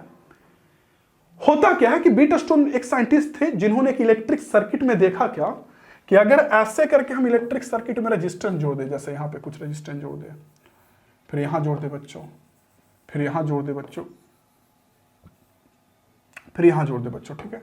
तो यहाँ पे रेजिस्टेंस मान के चलिए R1 है, यहाँ पे R2 है, यहाँ पे R3 और यहाँ पे R4 है, ठीक है बच्चों। और यहाँ पे मान के चलिए बच्चों कोई गैल्वेनोमीटर मैंने जोड़ दिया है, ठीक है। तो देखा क्या गया कि जब इस सर्किट में यहाँ से बैटरी जोड़ देंगे ऐसे करके, तो यहाँ से करंट ऐसे जाएगा, इधर बटेगा, इधर बटेगा। अब हो सकता है उससे इधर भी जाए या इससे इधर जाए, बीच वाला में भी करंट बह सकता है। तो इसी को बोलते हैं बीट स्टोन ब्रिज। लेकिन हम लोग को पढ़ना होता है बीट स्टोन का बैलेंस सिचुएशन, और बैलेंस इसको कब बोलते हैं, जब देखा गया कि जब R1 R2 का रेजिस्टेंस यानी R1 बाई R2 इन दोनों का रेशियो, R1 R2 का रेशियो और इन दोनों का R3 R4 का रेशियो अगर सेम है बीट स्टोन ब्रिज में, तब बीच वाला से करंट जीरो भरा, यानी बीच वाला से कोई करंट नहीं भरा, यानी बीच में आप रेजिस्टेंस जोड़ दे या कुछ भी जोड़ दे इसका कोई मतलब ही नहीं है। और इसी को बोलते हैं बैलेंस सिचुएशन। या ये बोल दीजिए कि जब बीच वाले से करंट जीरो है तो इन दोनों का रेशियो और इन दोनों का रेशियो सेम होगा, यही होता है बीट स्टोन ब्रिज। और इससे इक्विवेलेंट रेजिस्टेंस निकालने के लिए कई बार एग्जाम्स में क्वेश्चन भी आएगा, जैसे क्वेश्चन दिया रहेगा कुछ ऐसे करके, रेजिस्टेंस इस तरह से दिया रहेगा कि आपको लगेगा कि ये बैलेंस सिचुएशन में है। जैसे मान के चलिए 2 ओम दे दिया, ये 4 ओम दे दिया, ठीक है, ये 3 ओम दे दिया और ये 6 ओम दे दिया। देखिए इन दोनों का रेशियो निकालेंगे 2/4 तो 1/2 आएगा, इन दोनों का रेशियो 3/6 तो 1/2, तो रेशियो से में बीच में मान के चलिए दे दिया 10 ओम, तो इसका इन दोनों का और इन दोनों का रेशियो में तो बीच वाला से कोई करंट नहीं बहेगा, तो हमको इस रेजिस्टेंस का कोई मतलब ही नहीं है। तो नहीं मतलब है तो ऊपर में ये ऐसा फिगर बन जाएगा, देखिए ऊपर में 2 ओम, इधर 3 ओम, 2 3, नीचे में 4 ओम और इधर बच्चों 6 ओम, ऐसा फिगर बन जाएगा। हो गया, देख रहे हैं, यही हमारा इक्विवेलेंट रेजिस्टेंस निकल जाएगा। 2 3 5 और 6 4 10 और उसको इक्विवेलेंट निकाल लीजिए। बीच वाला से कोई मतलब, क्योंकि बीच वाले में कोई करंट ही नहीं बहा। तो यही बीट स्टोन ब्रिज है, और इसका अलग अलग तरीके से रूप होता है। रूप मतलब देखिए, अच्छा इससे मैंने कहा ना कि अननोन कंडक्टर का रेजिस्टेंस निकालते हैं, वो कैसे निकालेंगे देखिए। जैसे मान के चलिए आपको R1 पता है, R2 पता है, R3 भी पता है, R4 एक कोई कंडक्टर जिसका रेजिस्टेंस निकालना, आपने इसको यहां जोड़ दिया, तो आपको पता है कि जब बीच वाले से करंट बहेगा नहीं बहेगा, तो इन दोनों का रेशियो और इन दोनों का रेशियो सेम होगा, यानी R1/R2 इक्वल टू R3/R4 होगा। कब? जब बीच वाले से करंट नहीं बहेगा तब, ठीक है बच्चों। इन दोनों का रेशियो और इन दोनों का रेशियो सेम हो जाएगा। ओके, तो मैं आपसे क्या कह रहा हूं मेरे बच्चों, समझिए कि जब हमको R1 R2 और R3 ये पता है, तो क्या हम R4 यहां से नहीं निकाल लेंगे? R1 R2 R3 पता है तो कोई 3 रेजिस्टेंस पहले से पता और अननोन को यहां से हम लोग निकाल सकते हैं। ओके बच्चों, तो समझिए, देखिए इस चीज को। तो इलेक्ट्रिकल डिवाइस में वही बीट स्टोन ब्रिज के बारे में बताया। देखिए 4 रेजिस्टेंस यहाँ पी क्यू आर एस से दिखाए, तो P by R equal to Q by S हो जाएगा। यहां प्रिंसिपल बीट स्टोन ब्रिज का है वही कि नल डिफ्लेक्शन पॉइंट पे वेरी करता है, मतलब कि इन दोनों का रेशियो और इन दोनों का रेशियो जब सेम होगा तो करंट बीच से नहीं बहेगा। बीट स्टोन ब्रिज का कुछ यूजेज है और यहाँ अलग अलग रूप है बीट स्टोन ब्रिज का। एक तो ऐसा आप लोगों ने देखा है, एक ये भी है, यहाँ भी R1 by R2 equal to R3 by R4 होगा, तो बीच से कोई करंट नहीं बहेगा। वही सेम चीज है, बस यहाँ तिरछे दिया तार, यहाँ ऐसे करके ऐसे दे दिया, ठीक है। ये भी देखिए सर्कल में दे दिया इसी के जैसा, यहाँ पे ऐसे करके रेक्टेंगल में दिया है, यहाँ ऐसे घुमा दिया, एक ही चीज है। ये भी बीट स्टोन ब्रिज है, सेम चीज। अगर इसको ऐसे पकड़ के खींचेंगे तो यही वाला मिलेगा। तो यहां भी R1 R3, यहां होगा R1 R3 का रेशियो R2 R4 के बराबर हो, तो बीच में R5 खत्म हो जाएगा। और ये भी बीट स्टोन ब्रिज है, R1 R3 का रेशियो R2 R4 के बराबर होगा, तो बीच में यहां भी R5 खत्म होगा। दोनों सेम है, ये सब सेम है, अलग अलग रूप है। इसको जब इधर पलटेंगे ना, ये तार को इधर से हटा के इधर पलट देंगे, यानी तार को इधर ला देंगे, देखिए इधर ला देंगे R1 को, इधर ला देंगे इसको, तब आपको पता चलेगा। ओके भाई लोग। अच्छा एक चीज और कि बोर्ड एग्जाम में ना बैलेंस सिचुएशन प्रूव करने के लिए बहुत पूछता है, मतलब अच्छे मात्रा में पूछता है। तो देख लीजिएगा डिटेल कोर्स में, डेरिवेशन वगैरह जो मैंने दिया है उसमें देख लीजिएगा। और डेरिवेशन तो मैंने ऐसे भी डाला है, वो देख लीजिएगा। ओके भाई लोग, चलिए अब अगला टर्म है हमारा मीटर ब्रिज। ये क्या है? तो ये बीट स्टोन ब्रिज का ही मॉडिफाई रूप है। बीट स्टोन ब्रिज में मैंने क्या बोला कि इसके जरिए नॉन रेजिस्टेंस निकालते, यही मैंने बोला ना। तो समझिएगा मैं क्या कह रहा हूं कि जैसे मान के चलिए ये बीट स्टोन ब्रिज है, ठीक, और आप यहाँ पे अननोन रजिस्टर ऐसे जोड़ दिया, नोन रजिस्टर जिसकी वैल्यू निकालनी है, या कोई कंडक्टर जोड़ दिया जिसकी रेजिस्टेंस निकालनी है, ठीक। अब बीच में गैल्वेनोमीटर लगा दिया, तो आपको पता है कि जब गैल्वेनोमीटर से करंट जीरो होगा तो इन दोनों का रेशियो के बराबर होगा, तो यहाँ से ये निकाल लेंगे ना। लेकिन अगर करंट जीरो ना हुआ तो तब तो आपको इन तीनों में कोई रेजिस्टेंस बदल के चेक करना पड़ेगा कि कब करंट जीरो हो रहा है। बदलना भी डिफिकल्ट है ना, बार बार कितना बदलेंगे। और आपने बदला तो हो सकता है जो करंट ऐसे भरा था ऊपर बहने लगे, तो वो भी समस्या है। इसलिए इसी को मॉडिफाई कर दिया गया, बन गया मीटर ब्रिज। उसमें भी 4 रेजिस्टेंस। क्या होता है मीटर ब्रिज में? देखिए इस तरह का एक पट्टी होता है ऐसे, इस तरह का भी एक पट्टी होता है ऐसे बीच में, और यहां पे एक रेजिस्टेंस जोड़ते हैं R, जिसकी वैल्यू निकालनी होती है। यहां पे एक पहले से S स्टैंडर्ड रेजिस्टेंस जुड़ा हुआ होता है, ठीक है। और इसमें सबसे बड़ा काम का चीज है इसका तार, इस मीटर ब्रिज का ये तार यहां से यहां तार होता है, ठीक है। तो आप कहोगे सर 4 रेजिस्टेंस कहां हुआ, एक और एक तो 2 ही हुआ, 4 है। देखिए अब यहां से गैल्वेनोमीटर लगा करके और ऐसे फंसा, जैसे ये तार है, ये वाला ये तार है, तो यहां से गैल्वेनोमीटर लगा के और ऐसे यहां फंसा देते हैं और इसके ऊपर खिसका के चेक करते हैं, जैसे कि कहां पे करंट जीरो मिला, तो ऐसे खिसका के यहां पे मान लीजिए करंट जीरो हमारा मिला, इस जगह पे ऐसे खिसका दी और यहाँ पे करंट हमको जीरो मिला, ठीक है। तो 4 रजिस्टर नहीं होगा, देखिए एक ऊपर में, यहाँ से यहाँ एक दूसरा, तीसरा, चौथा। इसमें भी देखिए 1 था, 2 था, 3 था, 4 था, गैल्वेनोमीटर के उधर 2 ही था। देखिए यहाँ भी गैल्वेनोमीटर के एक यहाँ, एक इतना तार। भाई ये तार है तो रेजिस्टेंस इसका कुछ ना कुछ तो होगा ना, एक इधर, ठीक है। तो यही होता है। और इसका जब मैथमेटिकल डेरिवेशन देखेंगे तो वैसे तो कायदे से ये होना चाहिए ना कि R बाई, अगर अच्छा एक चीज और, इस तार की लंबाई 100 सेंटीमीटर होती है, मतलब आइडियल की। तो अगर हमको नल पॉइंट, नल मतलब जहां पे गैल्वेनोमीटर में करंट जीरो मिल रहा था, अगर वो L लेंथ पे मिला तो इधर का लेंथ हमारा 100 माइनस L होगा ना। तो कायदे से होना चाहिए कि जब नल पॉइंट मिल गया यानी करंट जीरो हो रहा है, तो R बाई इतना का रेजिस्टेंस, यानी इस लेंथ का resistance divided equal to S by इतना का रेजिस्टेंस। लेकिन आगे जब सॉल्व करेंगे तो रेजिस्टेंस कट के सिर्फ लंबाई बच जाएगा, यानी R बाई इतना का लंबाई L equal to S by इतना का लंबाई 100 माइनस L। और एग्जाम में ये लंबाई और S सब दिया रहेगा तो ये R निकाल लेंगे। उसी का मॉडिफाई किया हुआ बस रूप है कि यहाँ पे एक इधर रेजिस्टेंस था, एक इधर था, तो इसको एक तार में बदल के बीच में गैल्वेनोमीटर ऐसे करके फंसा दिए। तो इस गैल्वेनोमीटर जहां फंसा उसके इधर अलग रेजिस्टेंस और उसके इधर अलग रेजिस्टेंस बन गया। क्लियर बच्चों? मीटर ब्रिज का देख सकते हैं बच्चों एडवांटेज वगैरह क्या क्या है, जो वही सेम चीज कि नल डिफ्लेक्शन पॉइंट में पड़ता है ये, तो सेंसिटिविटी वगैरह ये जो भी है वो छोटा छोटा चीज है। अब आते हैं हम लोग बच्चों के डिवाइस पे, पोटेंशियोमीटर पे, ठीक है। तो पहला बात, मीटर ब्रिज के बाद यही बचा है पोटेंशियोमीटर। पहला बात, पोटेंशियोमीटर को यूज क्यों किए, क्या जरूरी है इसको यूज करना?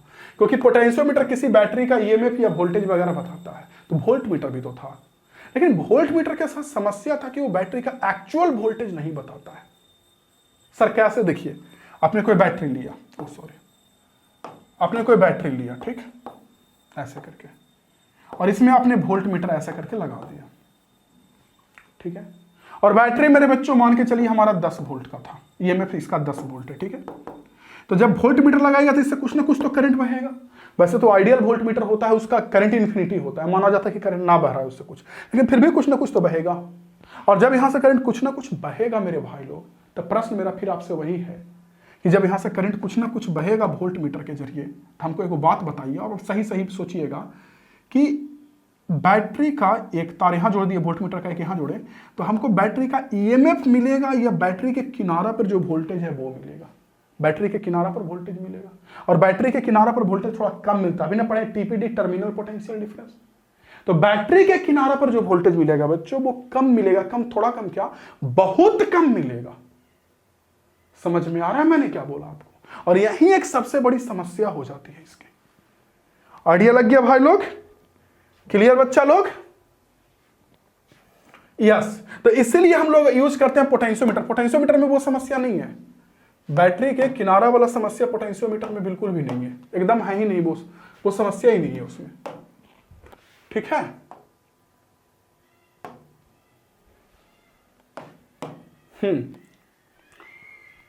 तो पोटेंशियोमीटर में बात करेंगे बच्चों, तो पोटेंशियोमीटर एक ऐसा डिवाइस है जो एक्यूरेटली मेजर करता है ईएमएफ को बैटरी का। अब वो कैसे मेजर करता है वो भी बताता हूं। देखिए, पोटेंशियोमीटर में एक बैटरी जोड़ते हैं बड़ा सा, बड़े वोल्ट का, ठीक है, और एक तार होता है यहां से यहां, ये देखिए। तो क्या होगा कि इस बैटरी का कुछ वोल्टेज तो ये सब रेजिस्टेंस वगैरह पे टूटेगा, क्योंकि करंट मैनेज करने के लिए तो हम लोग रेजिस्टेंस जोड़ेंगे, लेकिन कुछ वोल्टेज, बहुत ज्यादा वोल्टेज इस तार पे रहेगा, ठीक है।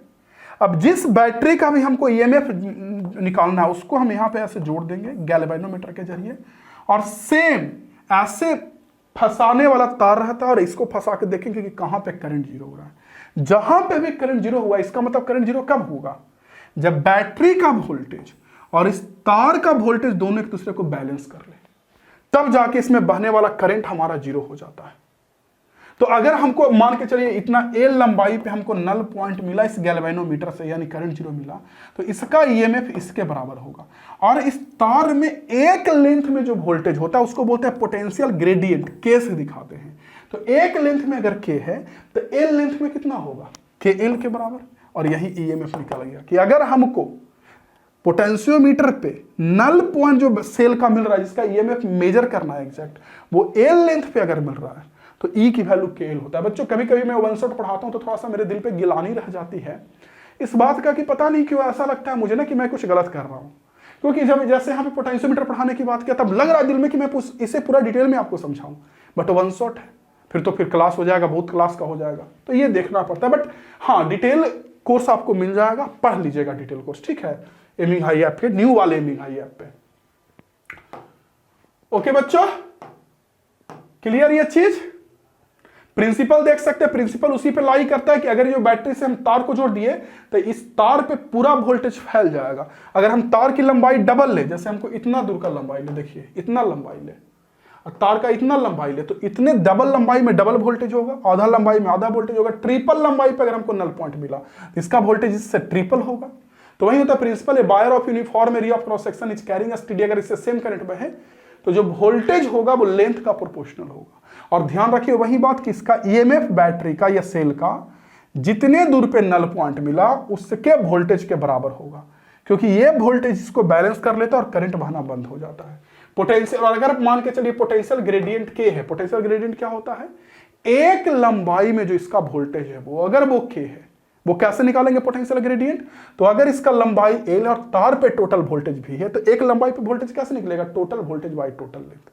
या अगर तार से करंट आई बह रहा है और यूनिट लेंथ का रेजिस्टेंस गुना कर देंगे तो भी वोल्टेज निकल जाएगा, V बराबर आई इंटू आर। करंट आई हो गया, यूनिट लेंथ का रेजिस्टेंस उसमें हो रहा है, ठीक है बच्चों, तो वहां से पोटेंशियल ग्रेडियंट निकल जाएगा। तो अगर वो के है यानी एक लेंथ का वोल्टेज के है तो एल लेंथ पे अगर नल पॉइंट मिला तो उसका जो वोल्टेज होगा के एल के बराबर, वही ईएमएफ के बराबर होगा। और इसका 3 यूज करते हैं पोटेंशियोमीटर का, जनरली जो पूछा जाता है 3 यूज। पहला ईएमएफ मेजर करने में, जो मैंने बताया कि अगर एल डिस्टेंस पे नल पॉइंट मिल रहा है तो ईएमएफ इसका जो होगा वो KL के बराबर होगा, देख लीजिए। दूसरा, ईएमएफ कंपेयर करने में अगर दो सेल हमारे पास है और दोनों के ईएमएफ का रेशियो निकालना E1 बाई E2, तो एक के लिए मान लिया मेरे बच्चों नल पॉइंट है L1 लेंथ पे और दूसरे के लिए नल पॉइंट है L2 लेंथ पे, तो एक के लिए E1 कितना होगा KL1 और दूसरे के E2 कितना होगा KL2, होता ना K इंटू एल, के लिए KL1 एक के लिए KL2, जब डिवाइड करेंगे तो K से K कट जाएगा तो E1 by E2 equal to L1 by L2 हो जाएगा। और तीसरा यूज होता है कि किसी सेल के अंदर का अगर रेजिस्टेंस इंटरनल निकालना हो तो इंटरनल रेजिस्टेंस स्मॉल और इक्वल टू होता है कैपिटल आर। कैपिटल आर क्या है कि बाहर से एक रेजिस्टेंस जोड़ते हैं, जो ये ईएमएफ का बैटरी है इससे एक बाहर से रेजिस्टेंस बॉक्स जोड़ते हैं, उसका रेजिस्टेंस आर है, तो वही are into L1 by L2। L1 क्या है, जब रेजिस्टेंस बॉक्स नहीं जोड़े थे उस समय का नल पॉइंट, और जब रेजिस्टेंस बॉक्स जोड़ते हैं ना तो नल पॉइंट का लेंथ कम जाता है क्योंकि इधर से कुछ ना कुछ करंट बहने लगता है।